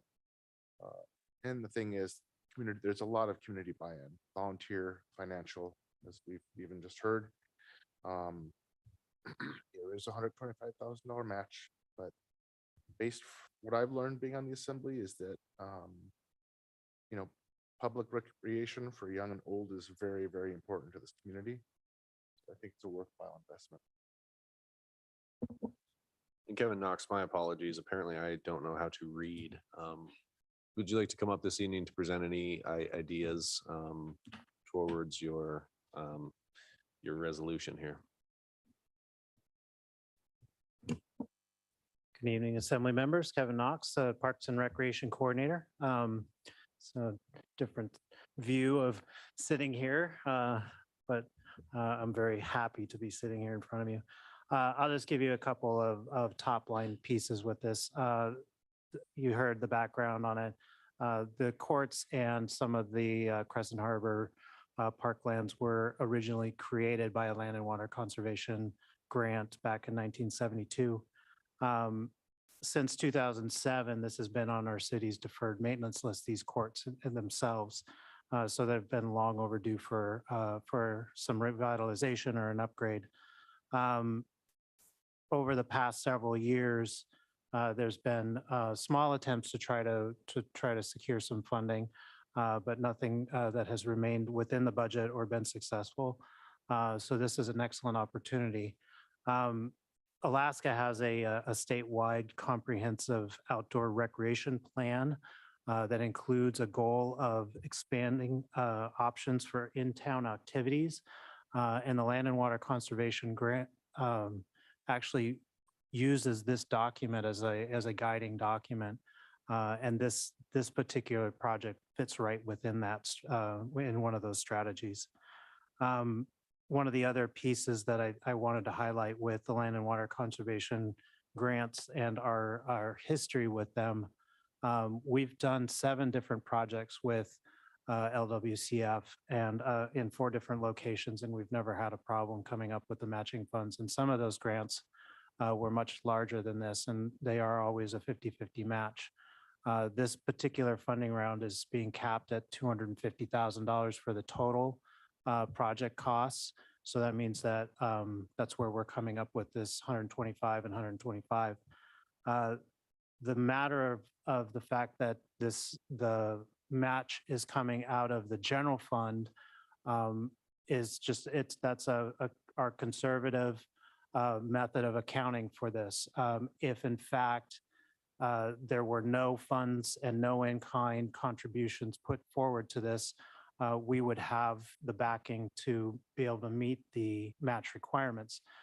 You've heard from Andrew and others within the community that there's a good deal of backing for this. And in fact, we'll be able to realize other hard dollars, but then also quite a bit of community in kind that we'll be able to put towards this.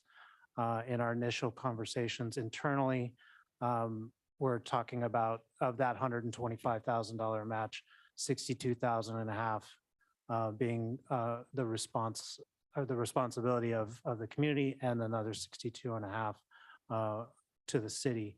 And some of that will be engineer times, my time, Ron Vincent, others that will be involved in putting all of this together. So happy to answer any questions if there are any. Yeah, thank you for coming up, Kevin. My apologies for No, it's missing you all right. on the brief introduction, but I think this might have been a better opportunity anyway to get everything out. So any questions for Kevin while he's up here? You answered all our questions. Good luck. Excellent, thanks. Further assembly deliberation.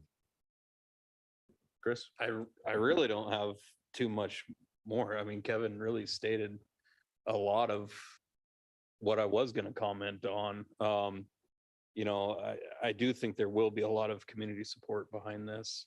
We will have a lot of in-kind matching, and I'm pretty happy about this. I feel as though this will really round out Crescent Park. We have a really great playground.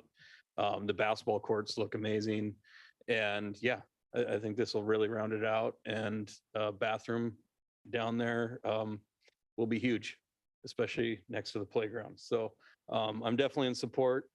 And I think, again, I feel confident in the 125 because we had a successful year, and I think we can afford it. So I'm going to vote yes. John, that leads me perfectly into my question. Assuming worst case scenario and all the groups out there are unable to come up with any match, do we have the $125,000 in undesignated working capital available? We do, and that's what we've planned for. So it'll be part of the FY25 budget process. I would say the match could decrease from 125,000 on volunteer work and in-kind work. But we're always going to budget for the worst case scenario, meaning that we would pay in funding the full 50%. I think that's my assumption on this as well. But I just want to make sure worst case scenario, we're good. And it's also really good for me to know when I take my kid to the tennis courts or the playground, we go to the harbor bathrooms. But Lisa, I'm gonna come see you now. So thank you. Anything further from the assembly? Sarah? All right, on the motion to approve resolution 2023-26 on first and final reading, Mr. Celine, Yes. Mr. Christensen, Yes. Mr. Yestad, Yes. Mayor Eisenbais, Yes. Mr. Mosher, Yes. Ms. Carlson, Yes. and Mr. Pike. Yes. The motion passes 7-0 on item F. Great, thank you. It has been about an hour since our last break. Troy, I hate to keep you waiting any longer than necessary, but I think some of our members might need to rest. We'll take a brief recess and be seated.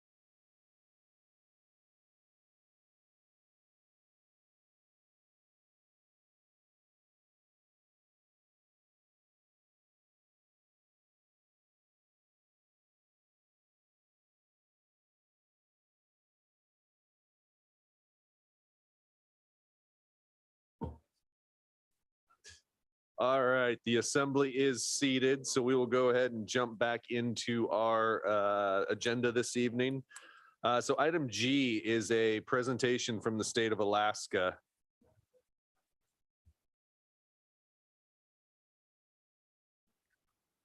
Thank you. Item G is a presentation from the state of Alaska and an update on the Sitka Airport. Troy LaRue is here from the state of Alaska. Thank you for coming down, Troy. We appreciate it. I think tonight the assembly has heard its advisors' discussions on the status of the Sitka Airport. So we're excited to hear an update from the state's perspective and how we move this project forward, because I think that's the ultimate goal of both bodies, is to get to a finish line. So I appreciate you coming down this evening. It means a lot to have you in person. Thank you. I appreciate being here. So Troy LaRue, State of Alaska, Statewide Aviation. I've worked for the state for 27 years, so I spent 17 years out in Dutch Harbor. I do understand island life, so it wasn't quite as pretty as it was here in Sitka today out in Dutch Harbor, but man, what a day to be here. You know, I feel like we've come a long ways over the last couple of years working on this project, and I've probably made some assumptions once in a while that, gosh, we're really good, we're moving forward, and maybe I haven't checked a couple of boxes. So we'll talk about some of those today. But what I'd love to do is just give you a quick overview of where we're at with the airport, what we've spent historically. I think most people know that this airport was owned by the community up to about 30 years ago. And it was then taken over by the state, and the community retained the terminal. And I think that it's important for a community to be involved in their airport. By owning the terminal, you get to be in charge of the passenger experience, which maybe isn't so robust today, but we're trying to make it better. And we understand that it needs to be better. So with that, we'll get started. If you kind of look at what it costs to operate this airport, it costs us about $1 million a year, and we're bringing in about 10% of that in leasing. So we're definitely in the red. We always understood it was going to be that way. We operate 235 rural airports in Alaska, and it costs about $40 million to operate the airport system, and we bring in about 7. So we are in the red most of the places that we look. How do we try to change that? In some places, it's easier than others. Ketchikan put together a model to where we have partnered with them as well. They operate the whole entire airport under a lease agreement. We do have to subsidize them a little bit, but with that subsidy, they are able then to control what happens at the airport. I don't know if the community would ever want to take over this whole airport again, but I do applaud the effort of having the terminal building. I think it's an important resource for the community in order to be able to control certain aspects of your tourism. So if we look at the grants. Question about the yes. revenues real quick. I didn't see landing fees on there. There are no landing fees in Sitka.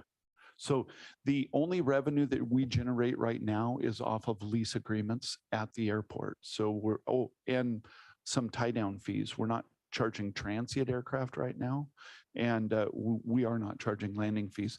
If you look at the model that Ketchikan has, they have a much better rate and fee structure.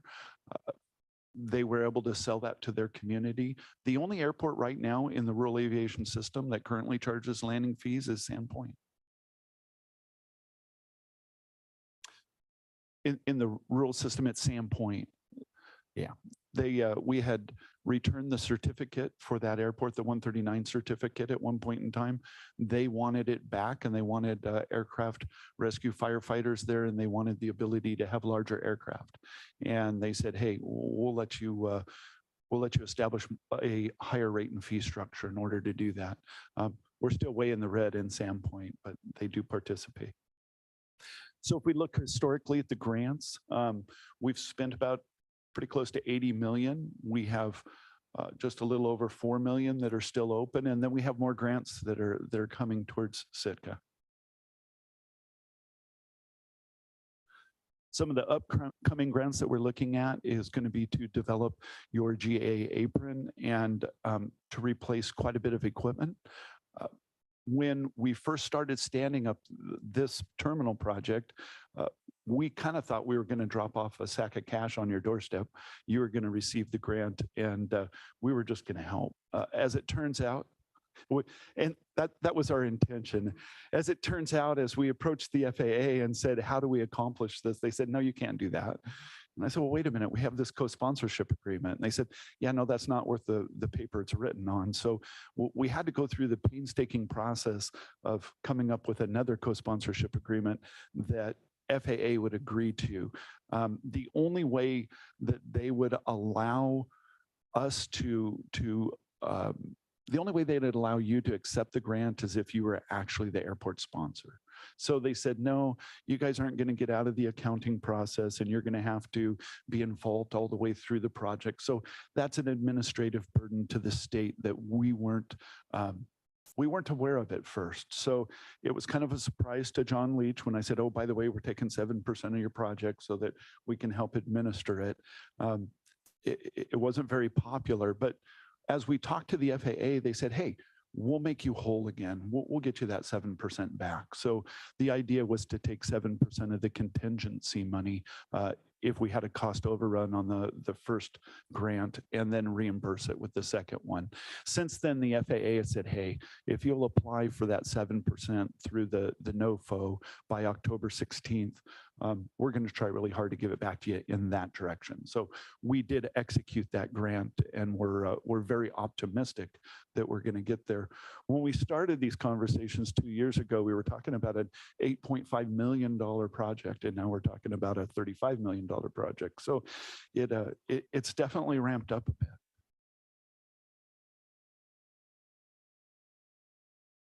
So if we look at how we partner, and I talked a little bit about the 7% ICAP challenge.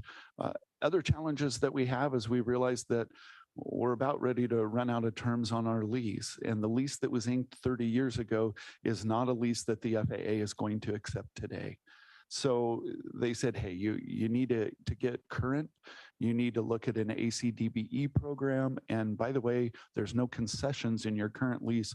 We are not going to approve another lease without concessions. So other conversations that we're having is, what do we do with the parking lot? And because it's been pretty chaotic. And when Delta and Alaska are scheduled to come in, and there's a little bit of snow removal and some other things that need to happen, whose roles and responsibilities are to do what? And we're still working on that, I'll admit. I'm very optimistic that we're going to get there. There are certain things that are kind of non-negotiable as we've approached this lease and these conversations. And I just need to apologize. I didn't realize how draconian some of them were going to appear. And when I talked to John today, he said, you know, the appearance is you're holding a $35 million project over our head in order to get the terms you want on the lease. That is kind of an appearance, but guys, I have no influence over the things that are in the lease that FAA is saying, or things that need to be in the lease that FAA is saying they need to approve.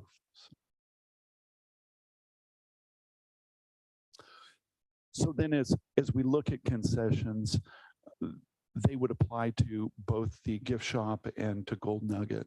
And I don't have any control or power over that. It's what we would have to do if we're going to move forward with this grant. So we have advertised an RFP to look for a parking lot manager or a parking lot management company. We believe that the chaos in the parking lot is kind of unsustainable going forward. Do we need to generate a lot of money? Well, it kind of depends on what it's going to cost to maintain the terminal. And we're trying to partner very hard with the city. One of the things that I mentioned to John this afternoon is Ketchikan, in order to help support their law enforcement, they charge a $2 head tax basically to the airline for every person that needs to go through security. In Sitka, you definitely need to have LEO to the checkpoint. And the state of Alaska doesn't have troopers or any law enforcement here. So that's something that CVS has been providing historically. it's really, really tough, I understand, to recruit and retain officers here. And so one of the things that I suggested to John was you get about 100,000 employments here per year. So that at $2 a head's about $200,000. I think that that would be a way that we could add some relief, not only to your police department, but to your terminal maintenance. And then as we look at parking, what I want to be able to do is work with a professional company to see what parking really should look like here. When you hire a professional management company, they give you lots of different ideas of this is how it could be established, set up, and happen. We wouldn't be able to move forward without public notices and more conversations, but at least we would have a lot more information to base some decisions from. If you look at potential revenue, and this is just something that is pretty close to how a lot of other airports establish parking prices, but you can definitely see that there is the ability to generate dollars from parking here at this airport. And it would be my intention to leave all of those dollars right here with the community to help support your airport.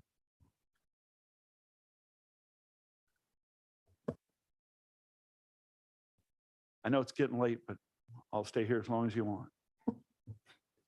You might be a little cautious on what you ask for then. I mean, I will say, if you start charging, thank you, sorry. If you start charging for parking, I would use some of that money to buy a bulletproof vest because people will be pissed.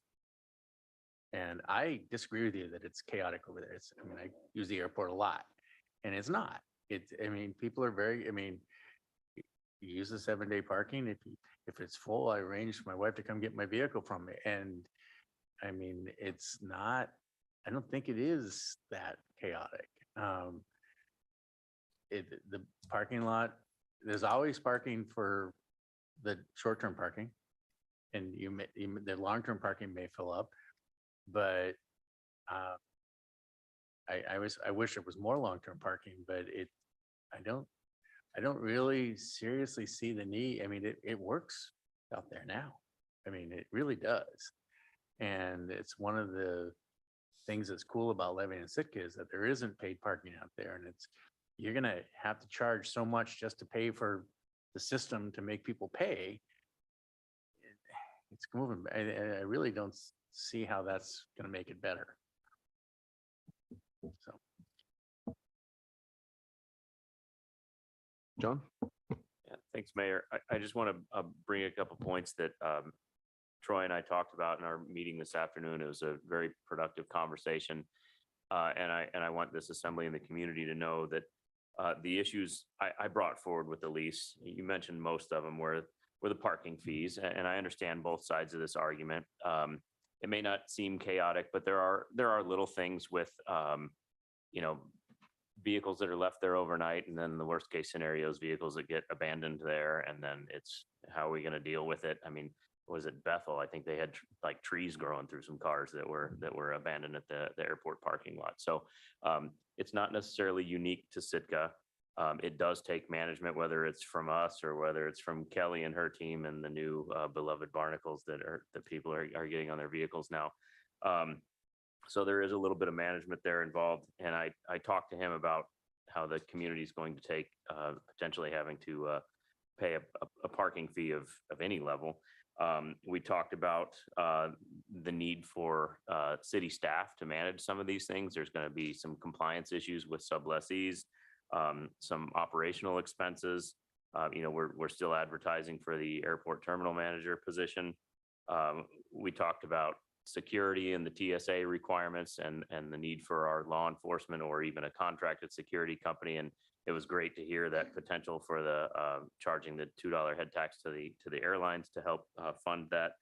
And we really talked a lot about concessions. That's one I'm nervous about because yes, it is a pass through generally, but that pass through can lead to higher prices at the airport. And that can be a game changer for some of our sublessees. So those are all things that we're taking into consideration as we work through this. But something I thought it was a great idea that Troy brought up was establishing a rate and fee committee between the state and us, and we can look for areas that we could collect potential revenues to help support this airport. And I'm happy to have that conversation with him later. But I wanted to bring those points up as the discussion continues. Kevin? Yeah, please. So, hi Troy, it's nice to meet you.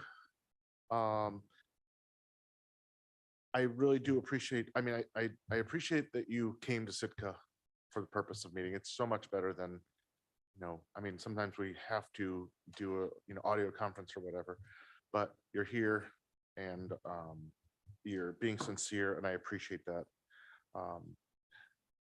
It is a frustrating situation because we do want this grant. I mean, it's amazing. We need it. And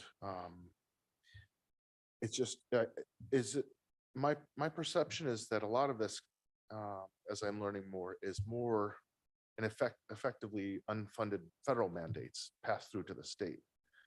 30 years ago, we got the lease because of just how things have changed. The feds aren't going to allow that. So the needs for security, parking, and other things, and the lease rates, I mean, these are mandated by the feds. So effectively, if we want this grant, which is amazing, from the feds, we have to kind of comply with their requests in one way or another. I see you nodding, so I believe that's correct. I am very encouraged, though, that you're here. I'm very encouraged that you and Mr. Leach have been talking. I'm glad that you're going to continue to talk and try to find ways. I do agree with Tor. Sitka, we've just gotten used to not paying for parking. I've always thought like it's awesome. It's nice to know that honestly that the state, this isn't some state thing that you're just like, yeah, I'm gonna make you do it. This is a federal thing. So trying to get them to change is not going to be effective. My hope is that through continued dialogue between John and the state, you guys can come up with the best case scenario we can find. I don't think there's going to be anything that we're jumping around for joy, only because of the increased needs for like security, and it's hard to get police officers. Or as Tor mentioned, trying to find a vehicle to collect the taxes or the fees for the parking might be more expensive than actually bring in. I don't know, but I'm glad to hear that you're talking, and I hope that you continue talking and working together, and we can work together to find a solution, get this lease signed in a way that is at least as best of a deal as we can get. And I appreciate you coming out. I think it speaks a lot that you came out to Sitka. You didn't have to do that. Not everybody does that kind of thing. Yeah, some of the things are frustrating. The requirements, the federal requirements are very frustrating. And it's just kind of endemic of our society, our culture, or our government. I'm not going to rant about the federal government, but there's a lot of things that are required, and then there's not as much funding to help initiate or enact those things. So that's just my little spiel. I don't have anything else to say. Chris? I'm going to start with something that I've been having an issue with on this. I'm going to fully admit I don't like the timing. We're renegotiating leases with a massive grant hanging over our head, and I feel like it's unfair leverage. But it is what it is, and let's just deal with the situation. It's some of these things I don't like, but it's the FAA. What are we going to do? But I guess some of them I don't know. I don't know what is FAA and what the state is trying to change in the lease. Things that I have concerns about is that we're going to be forced to take on new employees, and how are we going to pay for those? Our current contract, I believe, has the state taking care of snow on the ramp and on the sidewalks. Is that correct? Yes, no? I guess I'll just stick with on the ramp. why in this new negotiation is that changing? Is that an FAA thing or is that a state ask, I guess? There's probably two parts to that. Okay. If we're looking at, the FAA has said you don't have an ACDBE program, we have to do that. That's just the law. And the second thing is, hey, the terms of the lease is running out. And if you want a new lease, then you definitely have to do concessions. So those two things I don't have any influence over. When you're looking at the parking area, FAA continues to look at us and say, when you're giving away free real estate on an obligated airport that we're spending millions of dollars on, that's a bad thing. And so what we have to do is we have to convince the FAA that, okay, what we are doing is what the community can sustain. And maybe that's $1 a day, maybe it's $2 a day. I don't know. I know when I was in Ketchikan and was talking to Mike Carney here several years ago and said, how come you don't charge for this area? He says, because you own it, we don't. And I said, well, why don't you charge for it then? And he started charging $1 a day, and he started making about $180,000 annually just off of that little area there before you get on the ferry. He realized that, gee, $1 a day wasn't enough because everybody's parking their boats and everything down there because it was cheaper than the local storage in the community. So all of a sudden they changed it to $2 a day. And I think that happened actually when Alex became the airport manager. And he said his house was egged right after that. So, but they're generating some pretty good parking money, and that's helping their cause there at that airport. Once again, if we get together and we have a rate and fees committee and we start talking about what is sustainable, what will make FAA happy, how can we partner going forward, I think those are the conversations. And Chris, I completely understand the perception of kind of how this looks. We got 2 more assembly meetings if we're going to go to Grant, and we definitely have some urgency. Yeah, and that's, like I said, it is what it is, and we just got to deal with it. But again, I want to come back to the ramp, because now this is a change in our lease. Is before we didn't have to maintain it, and now we're going to have to maintain it. We're going to have to buy equipment, snow removal equipment that we can't take off of our city streets. So we're going to have to stage equipment out there and hire specific people to remove a small section of snow off the ramp. Why is this changing? Why can't that stay the state's responsibility? You have the equipment out there, you have the personnel on site. That's my complaint, is I don't want to have to hire new employees just to maintain such a small section of the airport. That's going to be a huge cost for us. And I just don't understand why that part has to change. I understand some of these other things have to change, but is that an FAA thing, or is that just the state wanting to make that change? It's really both. We're supposed to treat everybody the same. And across the state with 235 airports, everybody who has a lease lot has to clear the snow off their lease lot. I don't know why it was different in Sitka, but we go through and renew your lease. If all of a sudden we're discriminating from one community versus another one, it's kind of a slippery slope for me, to be honest. Well, okay, and I get that. I like status quo. I don't blame you at all. Yeah, sure, that'd be great. If you could come up to the mic and introduce yourself, please. Thank you. Hi, my name is Kelly Body. I'm the airport manager. I've been with the state for 25 years and been on the airport for about 30. When you go through the lease, when it first came out, the history is that there was an exchange at the time. So the state of Alaska was going to take care of the lease on the airfield side. In exchange, the city of Sitka would take care of Harbor Mountain Road, because that used to be the state of Alaska. So it was you do that and we'll do this for you. Well, then the state put all the money into the road and then gave it to the city. And now we're still doing the airfield snow and ice removal, and there's no compensation. So that's where the history came from. Okay, That was yeah. all, that's where it came from. So. No, that is helpful. I mean, history teaches us a lot. Yes. So I am able to get around that. So I'm looking at the scheduling traffic. Is that something that the state has done in the past? And now the city is being asked to schedule traffic now? We don't schedule Alaska and Delta, right? They're their gates, their terminal, their. Yeah, we don't do anything with the flights or anything like that. My responsibility on the airfield is to, well, I've pretty much taken over a lot of the responsibilities that the city should be taking over, but just to make everybody play safe.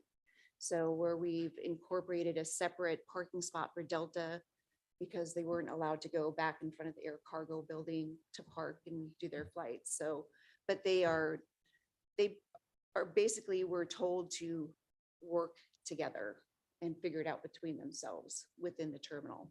But the airfield is our responsibility. And honestly, Alaska Airlines, if you were to go into some communications or negotiations with them, they have pickup trucks on the airfield with plows on them. And I don't mind with our crew helping with snow removal because they push out as far as, you know, that we want them to, and then we can pick things up with a trap. But it's still ultimately not our responsibility to do it. And I've kind of been getting the talk that you shouldn't be doing that because we don't do it to anybody else. Why are you doing it here? So it's like, because we want to help and help our community, and it puts us in control a little bit too, to where we don't have people out there that are not out there normally. So. Yeah, and I guess that's kind of where I'm thinking of, because, you know, I grew up on an airport basically. And yeah, there are a lot of regulations like that. So, So then we modify the leased space. Take the ramp area back. Or You're you're saying gonna if put it's your customers. if it's my space and I have to deal with it, then I don't want it anymore. I guess either you're gonna operate a terminal or you're not. Is kind of what it comes down to. Those are your customers that come into the terminal. Okay, so then let's talk about that path. Yeah, Okay. that was exactly where I was wanted to hear. What if we say no? What if we say, George? Oh, I think you can do that anytime you want. That's exactly it, is there's the please don't. And so we're getting this, well, you have to. We may go down that path. That's understand. within the scope and ability. And so what happens then? We'll have lots more discussions, but at that point in time, we'd have to operate a terminal. Which I don't think is in anybody's best interest. I don't think it is either. So when we talk about snow plowing, it seems like a small concession for us in order to maintain the overall operations that we do now. If it was if it was in my ability to say, yeah, we're going to do something different in Sitka than we're doing elsewhere across the map, I would do that. It would be a pretty easy concession. You're right, but I don't have that ability. We have to treat everybody the same. Except Ketchikan, which has a different operating agreement. And you could go down that road too. They lease the whole entire airport with an operating agreement, and Well, I think my point is that they are different. And you say we have to treat everybody the same, but Ketchikan is different. they have a lease agreement that is within the ability of anybody else to pick up as well. Other assembly members, JJ? So I can follow along a little better, and perhaps those out there listening and watching, what is the difference between a ramp and a terminal? Just define those terms. The difference between a ramp and a terminal. So a ramp could be described as many different movement areas on the airport where people can park. But I guess the ramp in question that we're talking about is within the lease confines that belong to the terminal building. So with the this, small area that we're looking at, we're talking about a pickup truck and a plow could plow the snow from that area, and then Kelly and her crew would take it from there. so the size of a basketball court, the size of a tennis court, how big is this ramp that seems to be the dominating factor of our conversation this evening?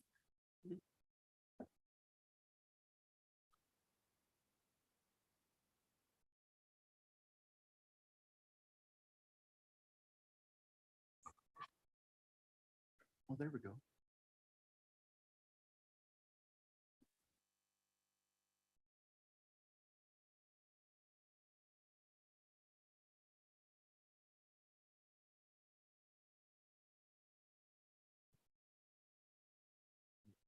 We're just gonna start from.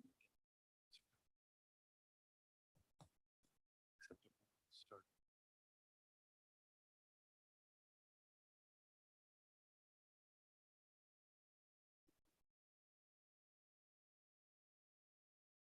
Now it's moving the whole. Because you clicked on it.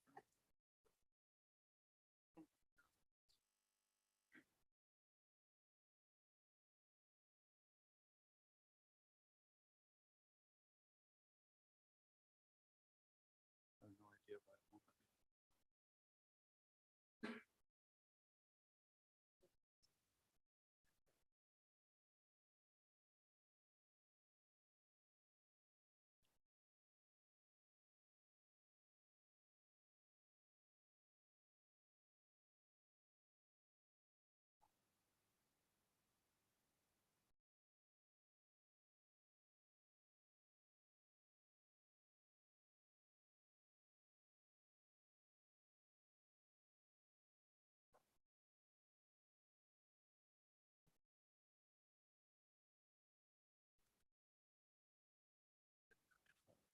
Nope, there it is. We're talking about that area in the picture within the white lines, I believe, right?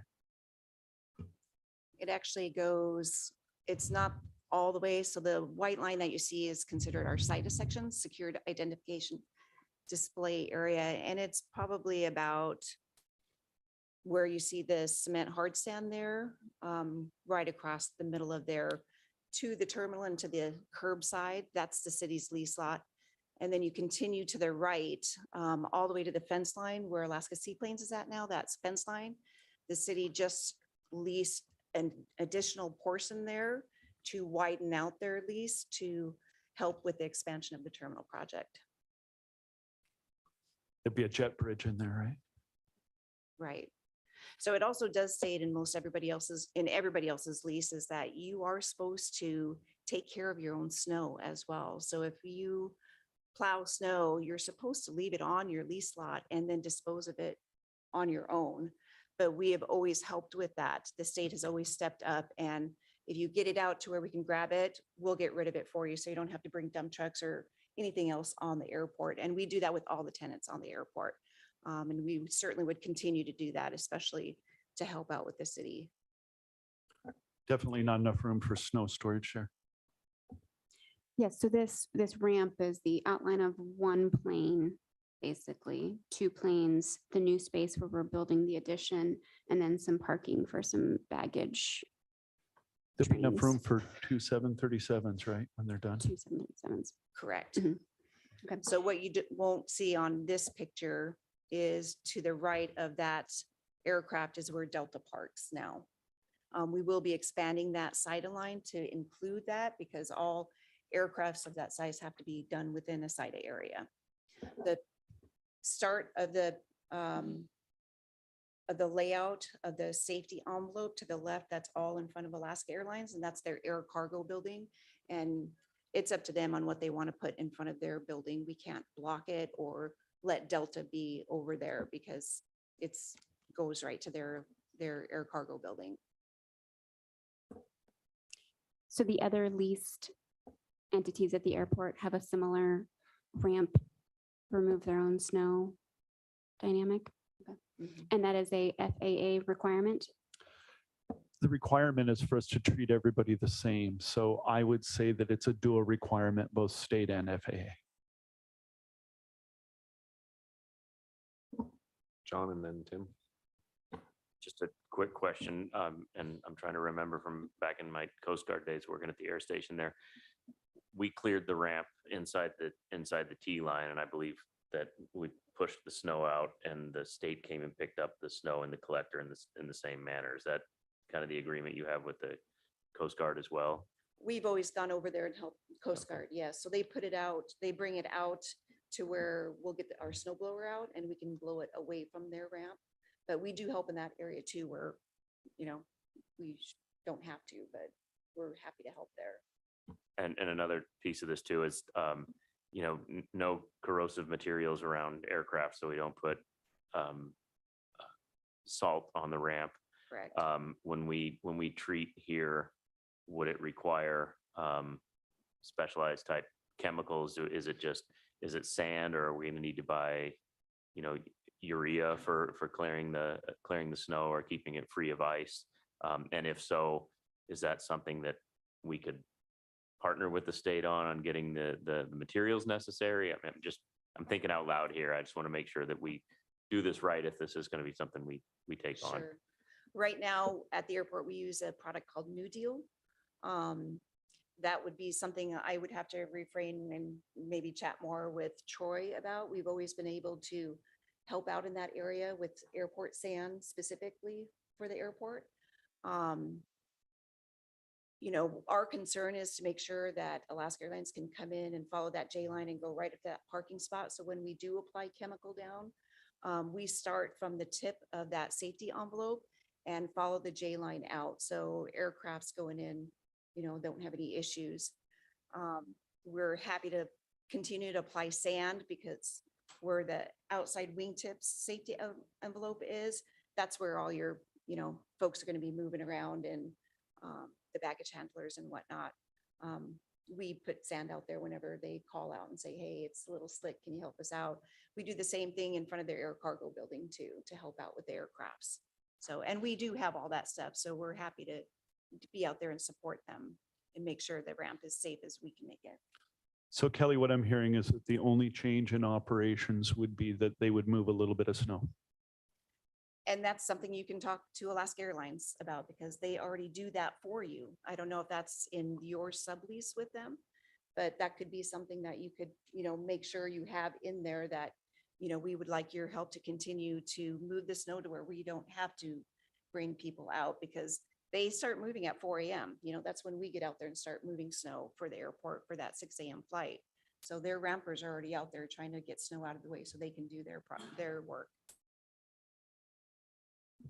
Well, I want to thank you for coming in person to talk with us and give us an update. And I think what you're hearing here is we don't view ourselves as everyone else, right? We are Sitka, and we like to, we have become used to and we expect certain things. And when John came to us with this lease, we were very clear with him that he needed to really push hard on this because for us, this is not a small thing. So we want to make sure that our passengers have a great experience here. And, I think any surveys we get from the tourists say this is an exceptional place and we view it the same. So while I understand that you want to do everything the same for everybody else, I think you're hearing from us that we're interested in talking a little bit about that. So what does same mean? What does equity mean? So for Sitka, we've been doing things a little bit differently and it's worked for us. We like to keep doing things like that. So as you hear from John, a little pushback on some of this, please understand that it's coming from us. And We totally blamed it on you guys.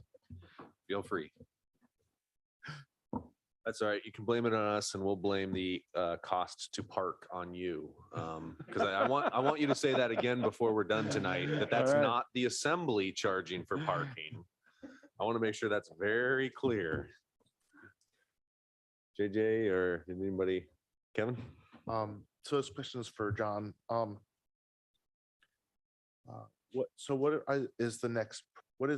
you outline the process the next couple of months or weeks? As far as this? We really don't have a lot of time left to go to grant. And I know that the timeline is very concerning for all of us. Troy and I talked about that this afternoon and the perception behind that. There's really 2 meetings left in November and a lease is generally going to take 2 readings. So I think I'm going to have to get to work with Troy very closely here and your leasing team to get this hammered out and bring something to the assembly for the readings in November to see where we want to go so we can get that grant agreement signed and move forward. Okay, thank you. I just wanted that helps clear it up. Yeah, I would like this to be resolved with hopefully signing of the lease. there is a perception, it just looks like we're being, I agree that you said it looks like we're being kind of hijacked to sign a lease.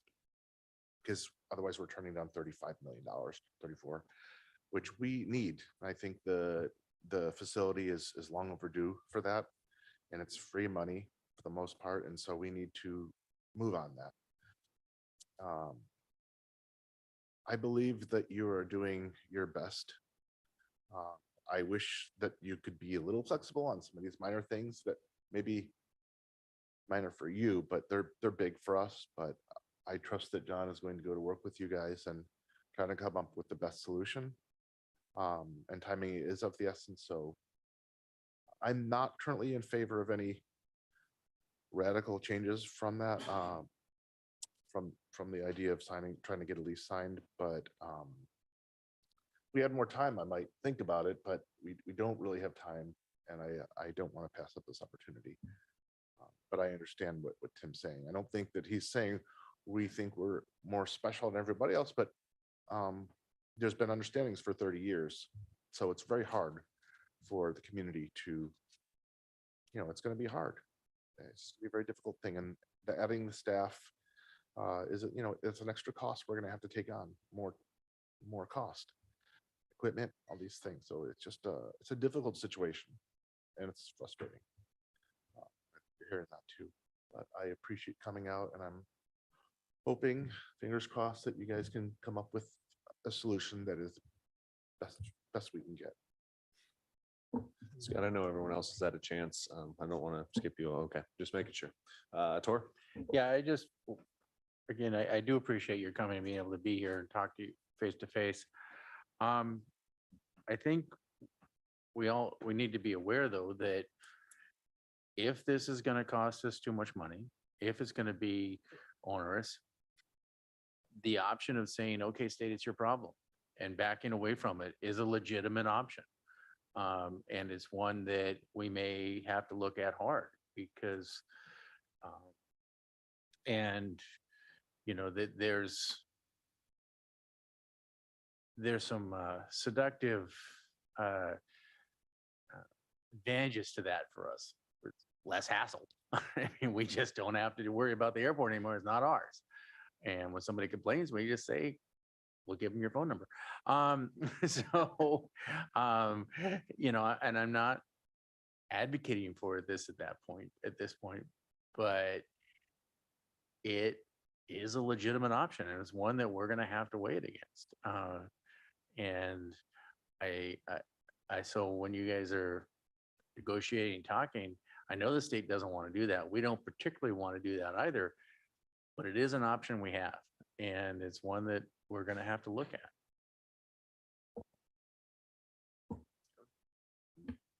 So as far as that's concerned, my only concern is that we haven't even talked about what that would look like. We don't know what that would mean. Would the state be required to maintain services as normal, as usual? Or would they have the option of less services so that we would have less flights, things like that? We have an unpredictable governor, and you folks serve at the pleasure of the governor. And I would hate for the small state, if it's a big state, but it's a very small state. I would hate to be at the receiving end of some unfortunate decisions made at a top level. And plus, even if it's fine, there's nothing you could do, and you have to maintain what you're doing. We're still turning down. We'd be turning down $35 million and a new building. It's a tough. Could I actually clarify that? If worst case scenario, we hand over the keys, is the state going to continue forward with the project, the terminal rehab project? I can't answer that right now. I don't know. One thing that I do know for sure is we're short-staffed too, just like you guys are. And so I can tell you that I don't believe that we're in the position right now to take over the terminal and go to grant within a couple of months. I think it would take a lot longer than that, in my personal opinion. We'd have to start down that road.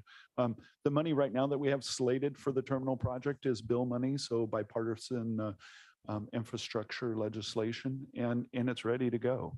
So I guess that's the other great thing. We also believe that even if there is a government shutdown, we're still going to be able to execute this grant. Great. And then I just want to kind of add on to what Tim was saying, that Sitka is a little different. And you say you can't change the status quo. I'm in favor of a new status quo. Why can't we start here? Why can't we make adjustments that are more conducive to other airports as well? So if we can't treat anyone differently, well, we're going to treat everyone the same, and that's our requests now. So I think that's another option we can look at before the nuclear option of here's the keys. I'm not in support of it, but that's not out of my mind yet. So I think there's ways to get there within both of our restrictions. Unfortunately, we have a month. It's going to be hard. So thank you to your short staffing to get all this done. But I think there's more creative solutions than initially presented here. So that's all I have for our presenters tonight. Does anybody else have anything else? Troy, JJ, please. So we kind of walked around a few different topics here, but getting back to the image on the screen, airside operations, scheduling traffic. I know we kind of briefly mentioned that here at the table. So who does that now, and why does that need to become a Sitka CBS function? You know, right now, from what I understand, listening to Kelly, is that Alaska Airlines is doing most of the snow plowing. But when it comes to scheduling, Alaska Airlines and Delta, they're arm wrestling over that a lot these days. And we kind of felt like it wasn't necessarily our job to try to adjudicate that between Alaska Airlines and Delta. They come to the terminal. And now, once again, if we go to the draconian effort and we operate the terminal, we'll have to do all of that. Okay, so no one is scheduling traffic, and that's why we have 3 flights in a half an hour. So that is up to Alaska Airlines and Delta to decide what times they come in. For the last 2 years, Alaska's brought in a second RON flight, a remain overnight flight, and then kind of sandwich Delta in between them. That's been their call to make that schedule. That doesn't have anything to, I can't tell them, the state can't tell them, no, you can't do that. It's not our terminal building to say, hey, it's overloaded, you shouldn't do it. I think if there was more of a city presence there that could sit down and talk to them, maybe they could suggest it, and then they have to work that out. Okay. So my concern, or the state's concern, is parking on the ramp, and where are we going to put these aircrafts when they come in? So, and we accommodated them by putting them in and actually outside of the city's lease lot for this whole summer in order to access the terminal for the passengers to get in and out safely and in a short amount of distance. So airplanes are only supposed to park overnight or anytime on a ramp outside of the state of Alaska land. These particular aircraft fall underneath a 121 1542 operation that requires security. And so, yeah, they have to be in that secured area, which is what those white lines depict right now. They're going to be moved wider here with the terminal project. Okay. Okay, that's helpful. So the City and Borough of Sitka leased area is the secure area. I thought like the fence was the secure area. So anything? Yeah, it's called a security identification display area. So unless you have credentials, you can't be in that area. So what's the rest of the airport? If I took a kayak onto the other side and got off and walked up, I still would have to show a credential. So why can't an aircraft park outside of the leased ramp area? Well, those 2 aircraft are governed by TSA, and TSA says you must have those 2 aircraft in a SIDA. There are a lot of other aircraft that don't have that requirement at Sitka. Okay, thanks. I guess I didn't know I was going to learn so much about airports function, and like, because this ACDBE just looks like the beginning of the alphabet scrambled to me, but I guess it's a very important feature of things. You know, we thought the DBE program was going to be kind of tough. And we're not experts. We have a person who's getting very schooled up on ACDBE as we speak. And I promised John that we would partner in that effort. As we start working with the Civil Rights Office, we realize that in Alaska, we have a lot of people that qualify for ACDBE. And so we don't think it's going to be a hard stretch, but it's a box we haven't checked in the past. Anything else from the assembly for Troy? Troy, I think it's been said multiple times, but we really do appreciate you being here in person to take your licks. I actually think that the conversation went very, very well. I think that there's things that we need to air. I think that there's things that the state needs to air, and we were able to accomplish that tonight. And at the end of the night, we can shake hands and get to work on a lease. So I do appreciate you being here in person. It does mean a lot to this assembly, and it'll mean a lot to the community as well when we either they're listening now or when they understand that you came down here in person. So I appreciate your time tonight. I'm sorry we couldn't get you earlier on the agenda, but there are still a couple food establishments open if you're hungry. So we appreciate it. Thank you, guys. I'm pretty sure I'll be back.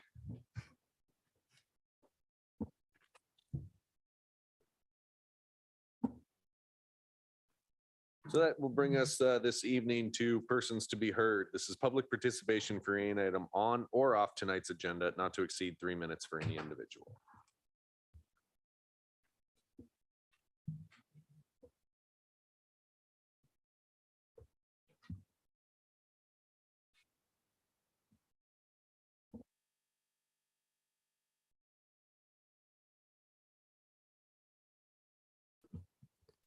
The name is Richard Wayne, and all I can say is, wow, did I learn an awful lot this evening. It is incredible, especially about airports, attitudes, everything. But I do have to tell you, you will own nothing and be happy, and you will eat the bugs, whether it is Sitka or any place else. These are federal regulations, and I feel it fascinating, especially in light of other arguments and things that I've heard at this assembly table. One of the things that particularly caught my interest was the concept of dissenting voice. You know, I thought it was kind of an incredible conversation that was had here, where you have to appoint people where everyone will agree. And then again, this is Sitka, and we have Sitka characters, and maybe some of them are a little crusty. And I think that despite that, people have a lot of good common sense and so forth. I will be putting in a FOIA for the email chain because now I am curious yellow. But that was very disappointed. I am flummoxed and aghast at the fact that a dissenting voices, which is such a basic part of our country, is not apparently valued here in Sitka. And I think that is fascinating. For one of the questions, well, we got the building. No, we didn't. The building was given in, meaning over at Lot 4, Block 4, it was given as part of a consideration. A consideration means something of value, which they wanted to get out of their lease. So they traded the building for lease responsibility. So there's a value for that. Read it. It was in the packet. I have an idea for the $300 because it's 1 million, and it just came to me. So you want to be a millionaire? I think we have 8,500 people here. Everybody gets a ticket, have a drawing, and make one person here in Sitka really happy. And we'd probably make the national news. So you want to be a millionaire? But that's just an idea. You know, you have to think about whether that's a good one or not. But as far as the tennis court goes, you know, is the city is now obligated to care for it in perpetuity and maintain it. That was something which was not mentioned. And, you know, here all of a sudden, head tax for cruise passengers is verboten, but a $2 a head tax at the airport is okey doke. And, I think that's not a bad thing. And just remember one thing, as far as parking goes, it's only going to be Sitkins who are going to pay for it.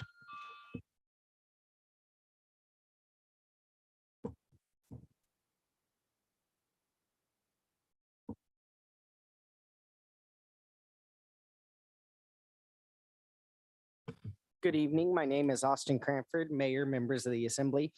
I would first like to thank you for the Veterans Day proclamation. Our veterans are the pinnacle of the American way of life and continue to serve our nation long after their contractual obligations end. It is therefore only fitting they are praised and honored for their lifelong service to this nation. Today, I come in front of the Assembly as a concerned citizen. Significant rumors and allegations exist that our schools have failed to protect the students under their care. Claims of drugs from weed to meth in schools across the district have continued within the public consciousness. These claims range from using weed by students to outright drug dealing within school property, according to student and staff eyewitnesses accounts. Per federal law, it is illegal to have banned substances on campus under the Drug-Free Schools and Communities Act. As such, I demand the Assembly direct the city administrator to begin an investigation into these claims, and if they are found to have merit, proper actions be taken, including the destruction of any banned substances and the immediate termination of any staff and the expulsion of any student found to be in violation as dictated by school board policy. Meanwhile, a staff member who sees wrongdoing and fails to report it is no better than the person committing the crime. The same applies to staff who may have attempted to cover up these events. As such, I also demand that they be terminated if these actions are discovered. If the city refuses, I have already contacted the Department of Justice, State Investigator General, Drug Enforcement Agency, and Department of Education, who have agreed to bring investigators and I'm sure dogs in and prosecute offenders under federal statute. I would also like to bring up the Kent Burkhart situation that happened for board commissions and committee appointments. In Mattel v. Tam, June 19th, 2017, the Supreme Court determined that it was a constitutionally protected right to express your viewpoint. It's viewpoint discrimination to terminate somebody for their views. As such, I will be contacting the Civil Rights Office for the Department of Justice and also be submitting a FOIA request. Thank you. Anybody else under persons to be heard? Any item on or off tonight's agenda this evening? Please, persons to be heard. Thank you, Mr. Mayor. Kevin Mosier, Assembly member, speaking of persons to be heard. I'm not going to go into the details, but I find some of the comments made uninformed and disturbing, because any logical person who would listen to the robust discussion that occurred would know and understand that this was not about a difference of opinion, had nothing to do with it. It was done respectfully and appropriately. And I encourage people to look at the big picture and actually listen to the conversation that happened again. Thank you. Anyone else under persons to be heard this evening?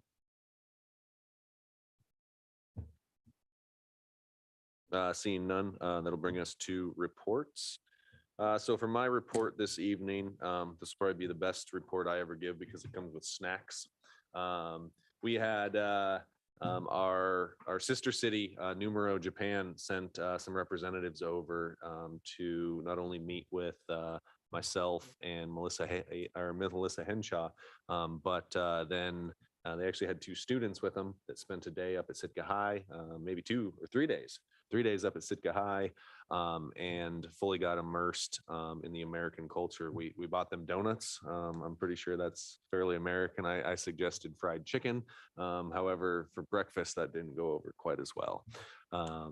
But they brought 2 students, 2 representatives from the city, and then a friend who used to, I don't know if lived here, but frequented Sitka quite a bit and helped us out immensely as a translator. I often feel bad in situations like that because most other countries speak 2 languages while I'm not even smart enough to master the English language. So I appreciate them coming here. With that, they did bring a gift that I only felt was fair to share with the assembly. I believe it to be chocolates. So if you're interested after the meeting, we have some chocolates from Japan here for you to try. Thank you. John, No report. any liaison representatives this evening? JJ? As liaison to the Tourism Task Force, the Tourism Best Management Practices kind of feedback survey is out. Collecting comments before November 1st. You can go to the link on the website. It'll take you through to kind of a multi-page feedback form. You'll go through each of the 9 sections, reading it and submitting comments per section. So please do that before November 1st. Sarah?